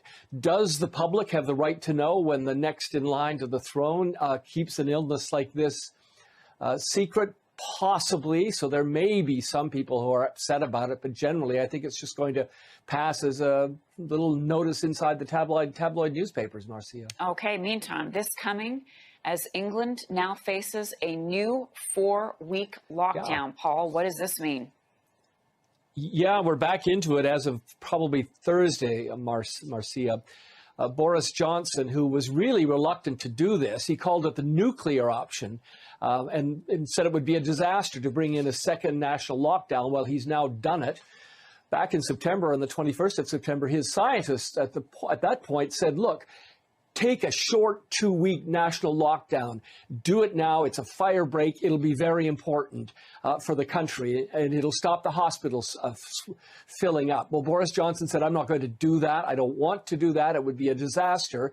Instead, he's now put the country into a month-long lockdown starting this Thursday with nobody really sure when the country's going to come out of it or what it might do down the road a little more, with the idea of Christmas coming up in December, of course. And so it's going to be punitive, it's going to be difficult, and it's going to be very painful for businesses, Marcia. Pubs are closing again, hair salons, restaurants, some businesses can stay open, but it's pretty strict, pretty severe. Just those essential services once again. CTV's Paul Workman for us in London. Paul, thank you so much for that. You take care and be safe. Now to that royal secret COVID battle and those new reports that Prince William tested positive for coronavirus earlier this year. Ian Pannell has the very latest. This morning, as the UK passes 1 million coronavirus cases and another major new lockdown begins this week, the virus showing again it reaches all corners of society. The Sun newspaper and others reporting Prince William, second in line to the British throne, tested positive for coronavirus in April, but controversially choosing to keep his diagnosis a secret. There have been some questions raised this morning as to why this was kept under wraps. This is a pandemic, and Prince Charles, another future king, his diagnosis was made public. However, we don't have a situation in the UK where we always find out about the health of members of the royal family, and it's possible that in this case William didn't want to add to the worries of the nation. The Duke instead deciding to carry on with several video and telephone engagements while reportedly self-isolating at his family home in Norfolk, eastern England. The Duchess and the Cambridge children apparently not falling ill. William, who joked about the virus early on in the pandemic, wondering out loud if it had been hyped by the media.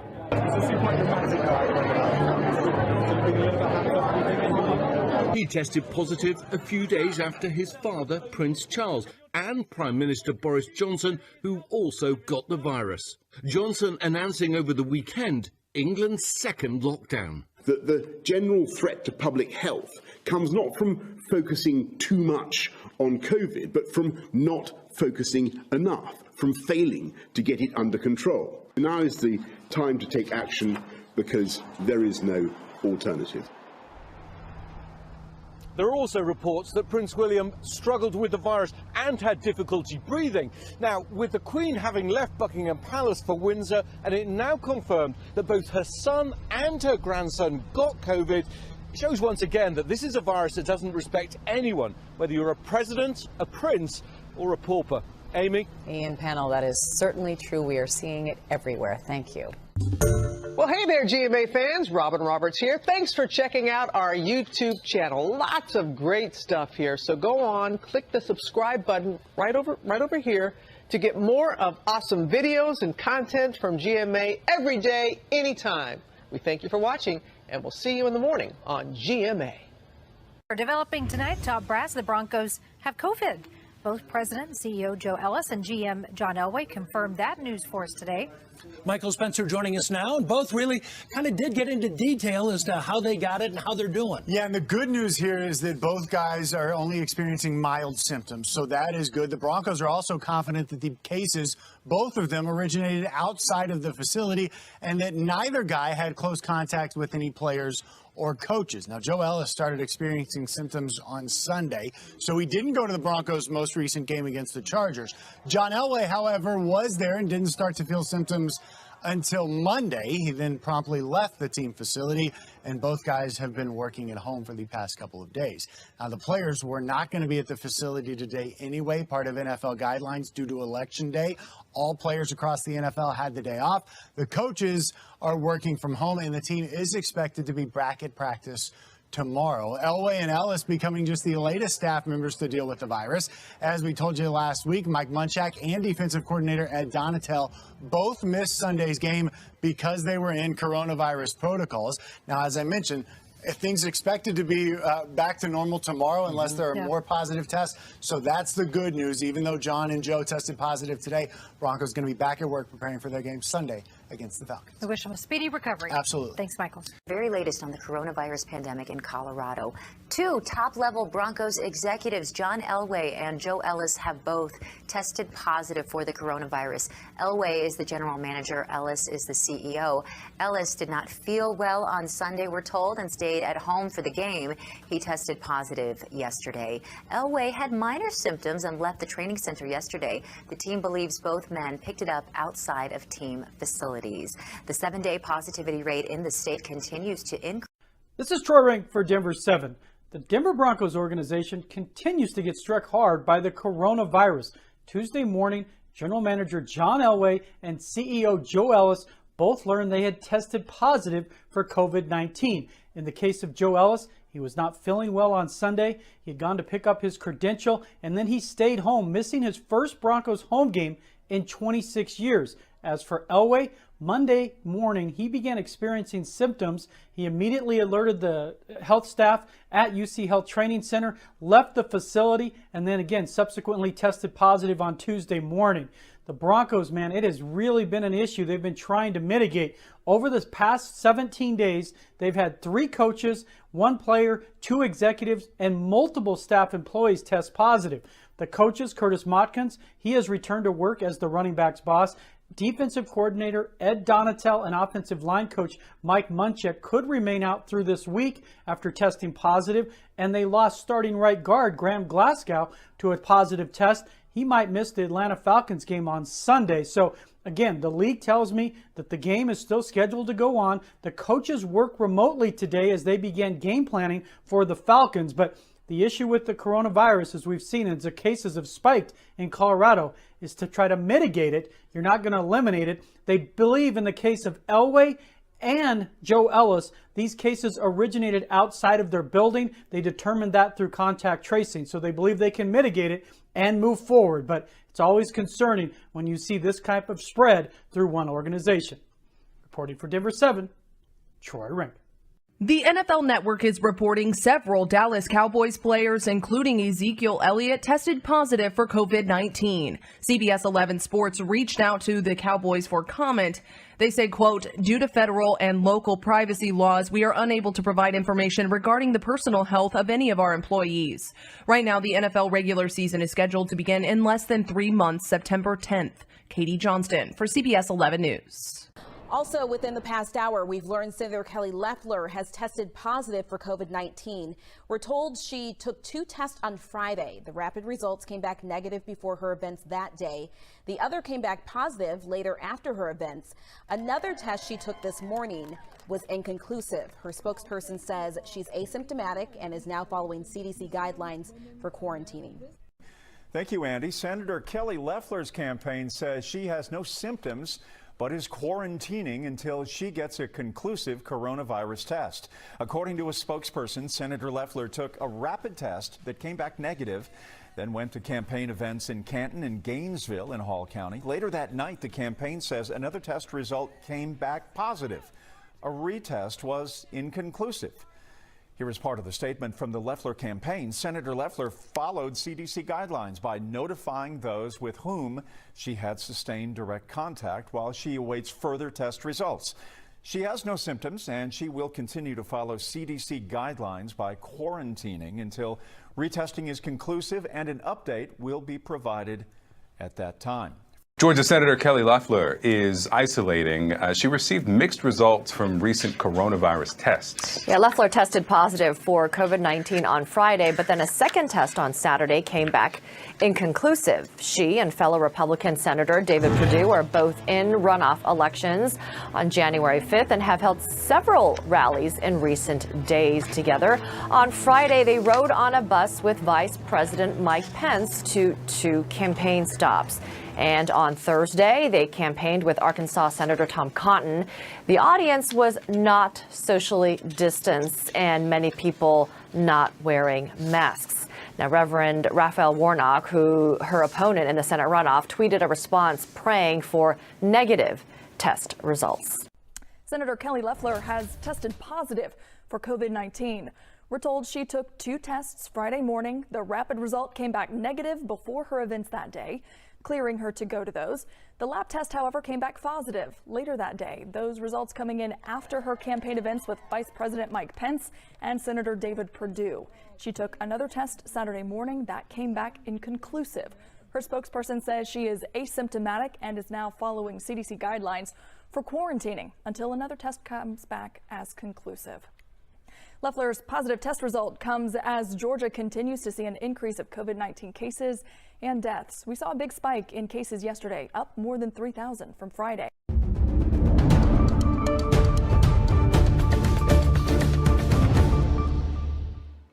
Hello, everyone. I'm Erica Brown. Thanks for joining us here on CBS News. We have breaking news at this hour. President Biden has again tested positive for COVID-19 and is back in isolation. Just last week, the president tested positive for the virus. He experienced mild symptoms and was treated with Paxlovid. He then had 4 negative tests beginning on Tuesday night. After a second test on Wednesday, he came out of isolation and credited his speedy recovery with advancements made in fighting the pandemic. The White House says the president continued to test negative until this morning. Doctors say the president has a rebound case, something a small number of those treated with Paxlovid experience. The White House says Mr. Biden has not had any symptoms reemerge. David Spunt is standing by, and I understand that President Biden has tested positive again. David Spunt, positive again for COVID-19. David?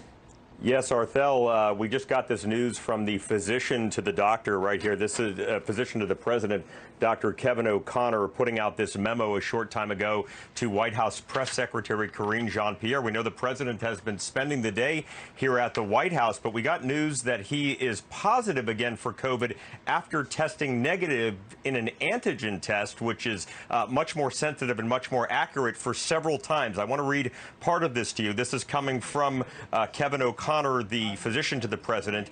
He said, after testing negative on Tuesday evening, Wednesday morning, Thursday morning, and Friday morning, the president tested positive late Saturday morning, which means just a few hours ago, by antigen testing. This, in fact, represents, quote, rebound positivity. The president has experienced no reemergence of symptoms and continues to feel quite well. This being the case, there is no reason to reinitiate treatment at this time, but we will continue close observation. Arthel and Eric, the physician of the president, goes on to say, however, given his positive antigen test, he will reinstate strict isolation procedures. This is to keep White House staff, Secret Service, anybody that may be near him away from him. President Biden was supposed to go to Wilmington, Delaware tomorrow. The White House just announced a trip to Hemlock, Michigan coming up on Tuesday. Does not look like that's going to happen. We're not sure if this is still going to be a 5-day quarantine, as was the case before when he had tested positive. But this apparently is called rebound positivity. And on the first, in the first graph of this letter, from the physician of the president, it says, as described last week, acknowledging the potential for so-called rebound COVID positivity observed in a small percentage of patients treated with Paxlovid. So Paxlovid is that drug that the president took. Vice President Kamala Harris took it as well. It's being prescribed around the country for people that have COVID symptoms and that have tested positive for COVID. But according to the president's physician, he said that there is a chance, a small percentage of people who get this rebound positivity by taking Paxlovid. That seems to be the case today, although President Biden, according to this letter, has no reemergence of symptoms. He's feeling quite well. But after testing negative Tuesday evening, Wednesday morning, Thursday morning, and Friday morning, he tested positive just a few hours ago. Arthel, Eric? Yeah, David Spunt, thank you very much for that update there from the White House. Thanks, David. We're also tracking breaking news out of Washington. President Biden again testing positive for COVID. The White House saying the president is back in isolation after a rare rebound case after receiving treatment with the drug Paxlovid. News Nation correspondent Joe Khalil live for us in Washington. And Joe, what do we know about the president's condition?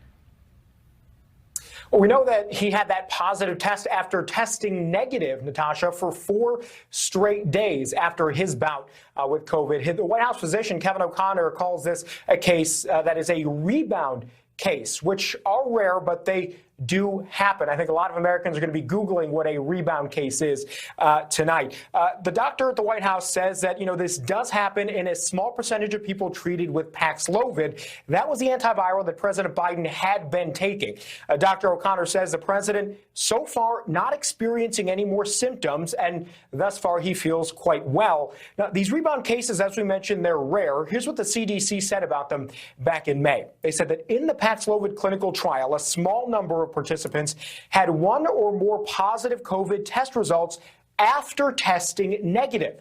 But they say there was no increased occurrence of hospitalization or death in those people. And the CDC went on to say there's no evidence to suggest that the virus was becoming resistant to Paxlovid or anything like that. Now, a little while ago, President Biden did put out a short video message reassuring the public. Here's what he said.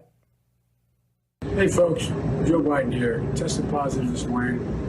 Going to be working from home for the next couple of days. And I'm feeling fine. Everything's good. But Command and I got a lot of work to do.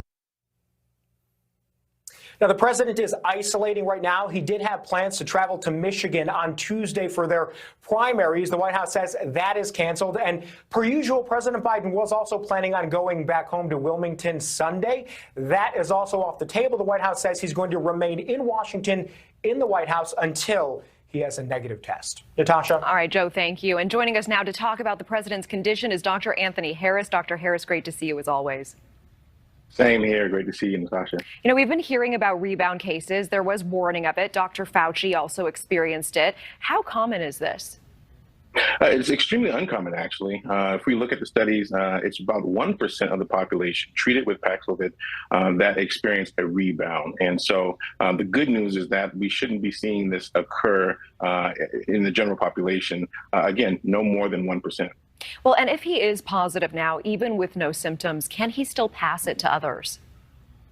Sure. So what evidence suggests is that we don't know the answer to that in terms of the level of the viral particle in the system, because the drug, it's 2 drugs together that form Paxlovid, and it's designed to block the replication of the virus. And so what a study that was done at UC San Diego, just published June 20th, suggested is that individuals who have this rebound may not have received enough of the medication to fully blunt or stop the replication. And so we don't know whether the replication that occurs that provides the positive result after testing negative, as in the president's case, actually leads to an increase in transmission. So they know that so far there's no difference in transmission rate between the first time you may experience COVID like this. So in your opinion, is this evidence of failed treatment, or is everything still okay for the most part? Everything's still on course? Everything's still on course, right? If we look at CDC recommendation, and this is what I stand behind as well, is that Paxlovid is effective, right? 89% effective at decreasing hospitalization and severity of disease. So it's still efficacious for those with mild to moderate symptoms, provided you're, in that zone of being treated within 5 days after onset of infection or symptoms, rather. And so we know that we continue to use the medication very effectively. And again, in rare cases, we have this rebound, which does not suggest failure. As mentioned mentioned just minutes ago, studies show that it does not suggest that there's resistance to the medication, and it also doesn't suggest that an individual is going to get sick again, even symptomatic, more severely than what was experienced. The average or median for recovery in studies is about 3 days for individuals who experience this rebound. So the outlook for the president is rather good in terms of him being back on the road again after a couple of days. Appreciate that insight. And so bottom line, even with more and more anecdotal evidence of rebound cases, say Paxlovid's still the best treatment that we have. And if it's recommended by a doctor, one should still see that course through. Hands down, absolutely. It is something that I'll recommend to my family members, to my patients, and something that we'll see continue to be very effective in our armamentarium in terms of clinical efficaciousness. All right, Dr. Harris, always great to see you. Thank you so much for joining us. Same, thank you. Thank you for watching. Go to newsnationnow.com to find News Nation on your television provider. And don't forget to click the red subscribe button below to get more of News Nation's fact-driven, unbiased coverage. President Joe Biden is positive for COVID-19 again, according to an announcement from the White House today. This comes just 3 days after he was cleared to leave quarantine. Presidential physician Dr. Kevin O'Connor says it's likely to be a case of rebound COVID-19 positivity. Biden was treated with Paxlovid, an antiviral therapy, which has proven effective in treating coronavirus. Dr. O'Connor says a small percentage of patients treated with that medication do experience a rebound of the virus. The president will return to isolation until he tests negative. New tonight, the White House says President Joe Biden has tested positive for COVID-19 again tonight.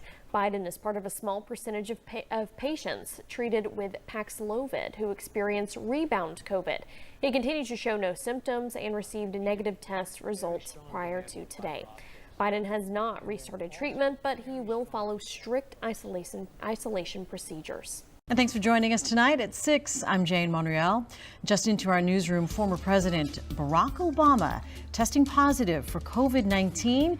He tweeted the news this afternoon saying he's had a scratchy throat for a couple of days, but otherwise he's feeling fine. Former First Lady Michelle Obama has tested negative. Former President Obama has tested positive for COVID. He says he's had a scratchy throat for a couple of days, but otherwise feels okay. Former First Lady Michelle Obama has so far tested negative. And China is reporting its worst COVID outbreak in some 2 years. It reported more than 1,800 new symptomatic infections Sunday, tripling the previous day. Let's take a look at your Monday weather.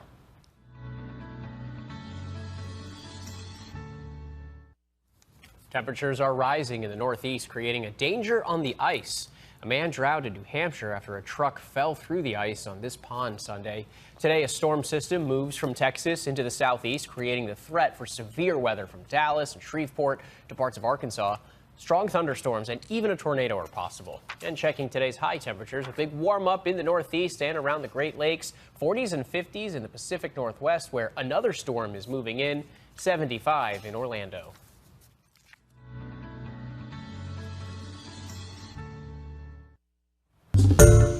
Hi everyone, George Stephanopoulos here. Thanks for checking out the ABC News YouTube channel. If you'd like to get more videos, show highlights, and watch live event coverage, click on the right over here to subscribe to our channel, and don't forget to download the ABC News app for breaking news alerts. Thanks for watching. Former President Barack Obama has tested positive for COVID. He tweeted today that he's fine after suffering from a scratchy throat for a few days. The former First Lady tested negative. Both were vaccinated and boosted. We do have some breaking news today from former President Barack Obama. A short time ago, he tweeted that he has tested positive for COVID. Obama says he had a scratchy throat for a couple of days, but is feeling fine otherwise. He says that he and former First Lady Michelle Obama are grateful to be vaccinated and boosted. She, by the way, he says, has tested negative. And he's also asking everyone who has not been vaccinated to get their shot.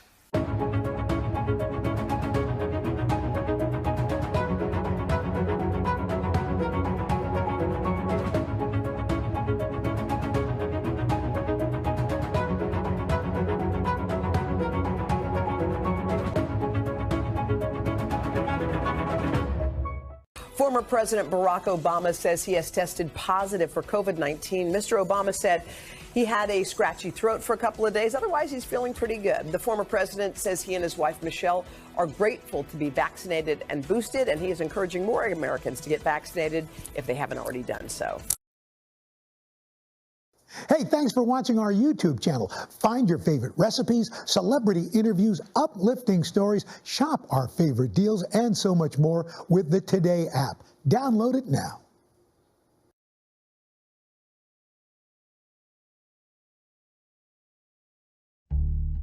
Viral pneumonia has hit central China's Wuhan city. Authorities have reported 27 cases in total.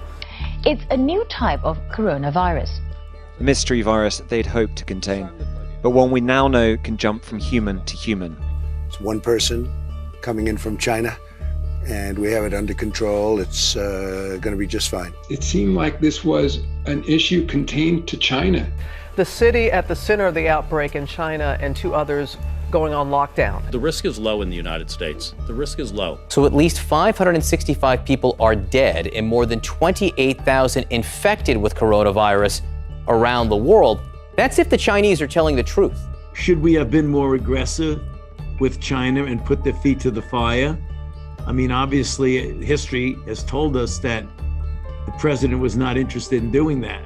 I had a great conversation last night with President Xi. I really believe they are going to have it under control fairly soon. You know, in April, supposedly, it dies with the hotter weather. The Centers for Disease Control says the coronavirus is going to spread in the United States, but the White House today said that it's contained.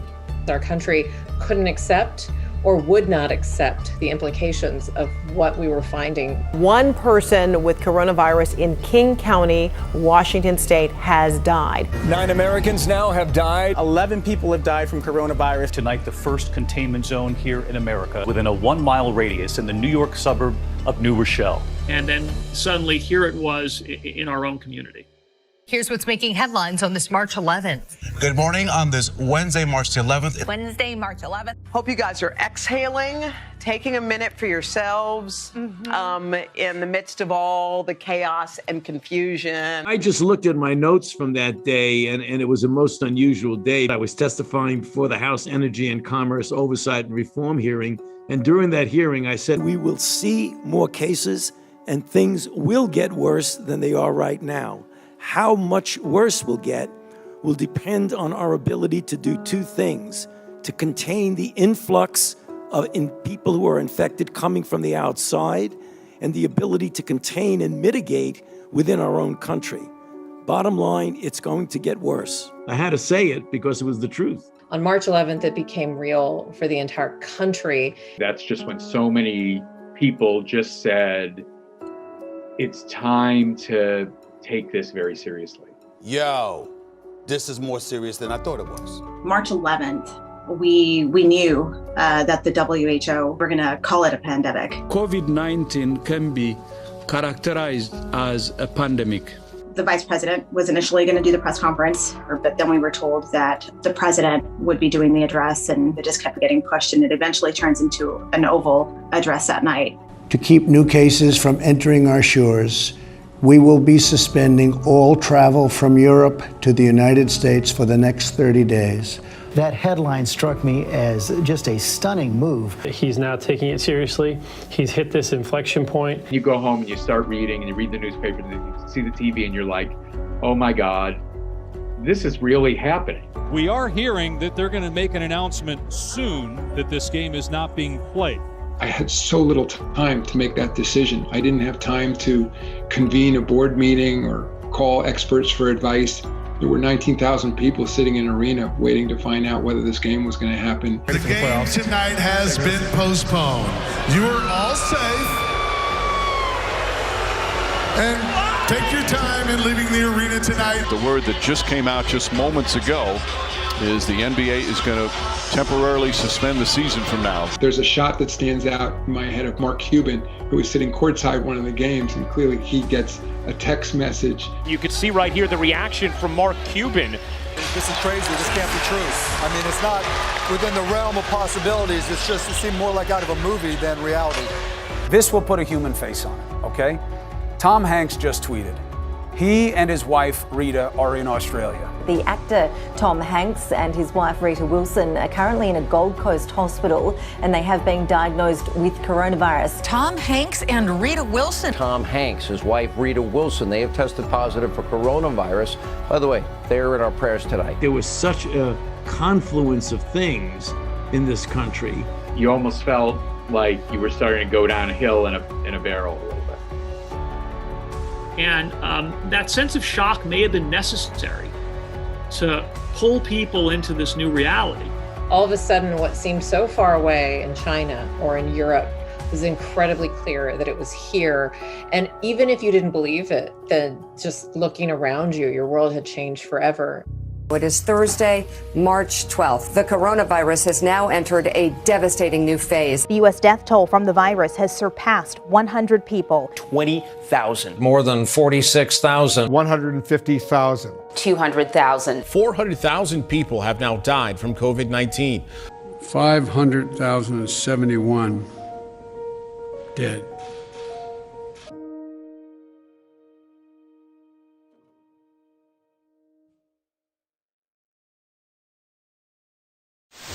China has identified the cause of the mysterious new virus. Coronavirus. Coronavirus. There are fears a rapidly spreading virus has reached Australia. This is a rapidly emerging situation where there is not a cause for alarm. The first U.S. case has been detected. There's confirmation the coronavirus has reached Australia. China is urging its citizens not to travel abroad as it struggles to contain the virus.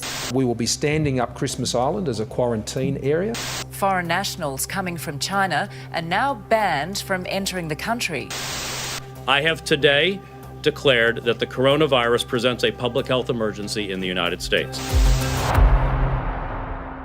Trying to contain a city of 11 million people is new to science. It has not been tried before as a public health measure.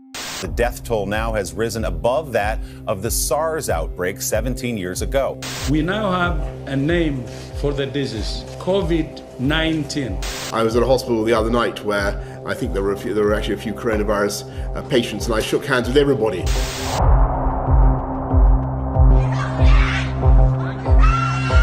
The Italian government tonight put the entire country on lockdown. COVID-19 can be characterized as a pandemic. We will be suspending all travel from Europe. From Italy this evening, it just gets worse. The death toll now worse than China. What happened in Bondi was unacceptable. 12 years of perfect employment, it all blows up in 24 hours.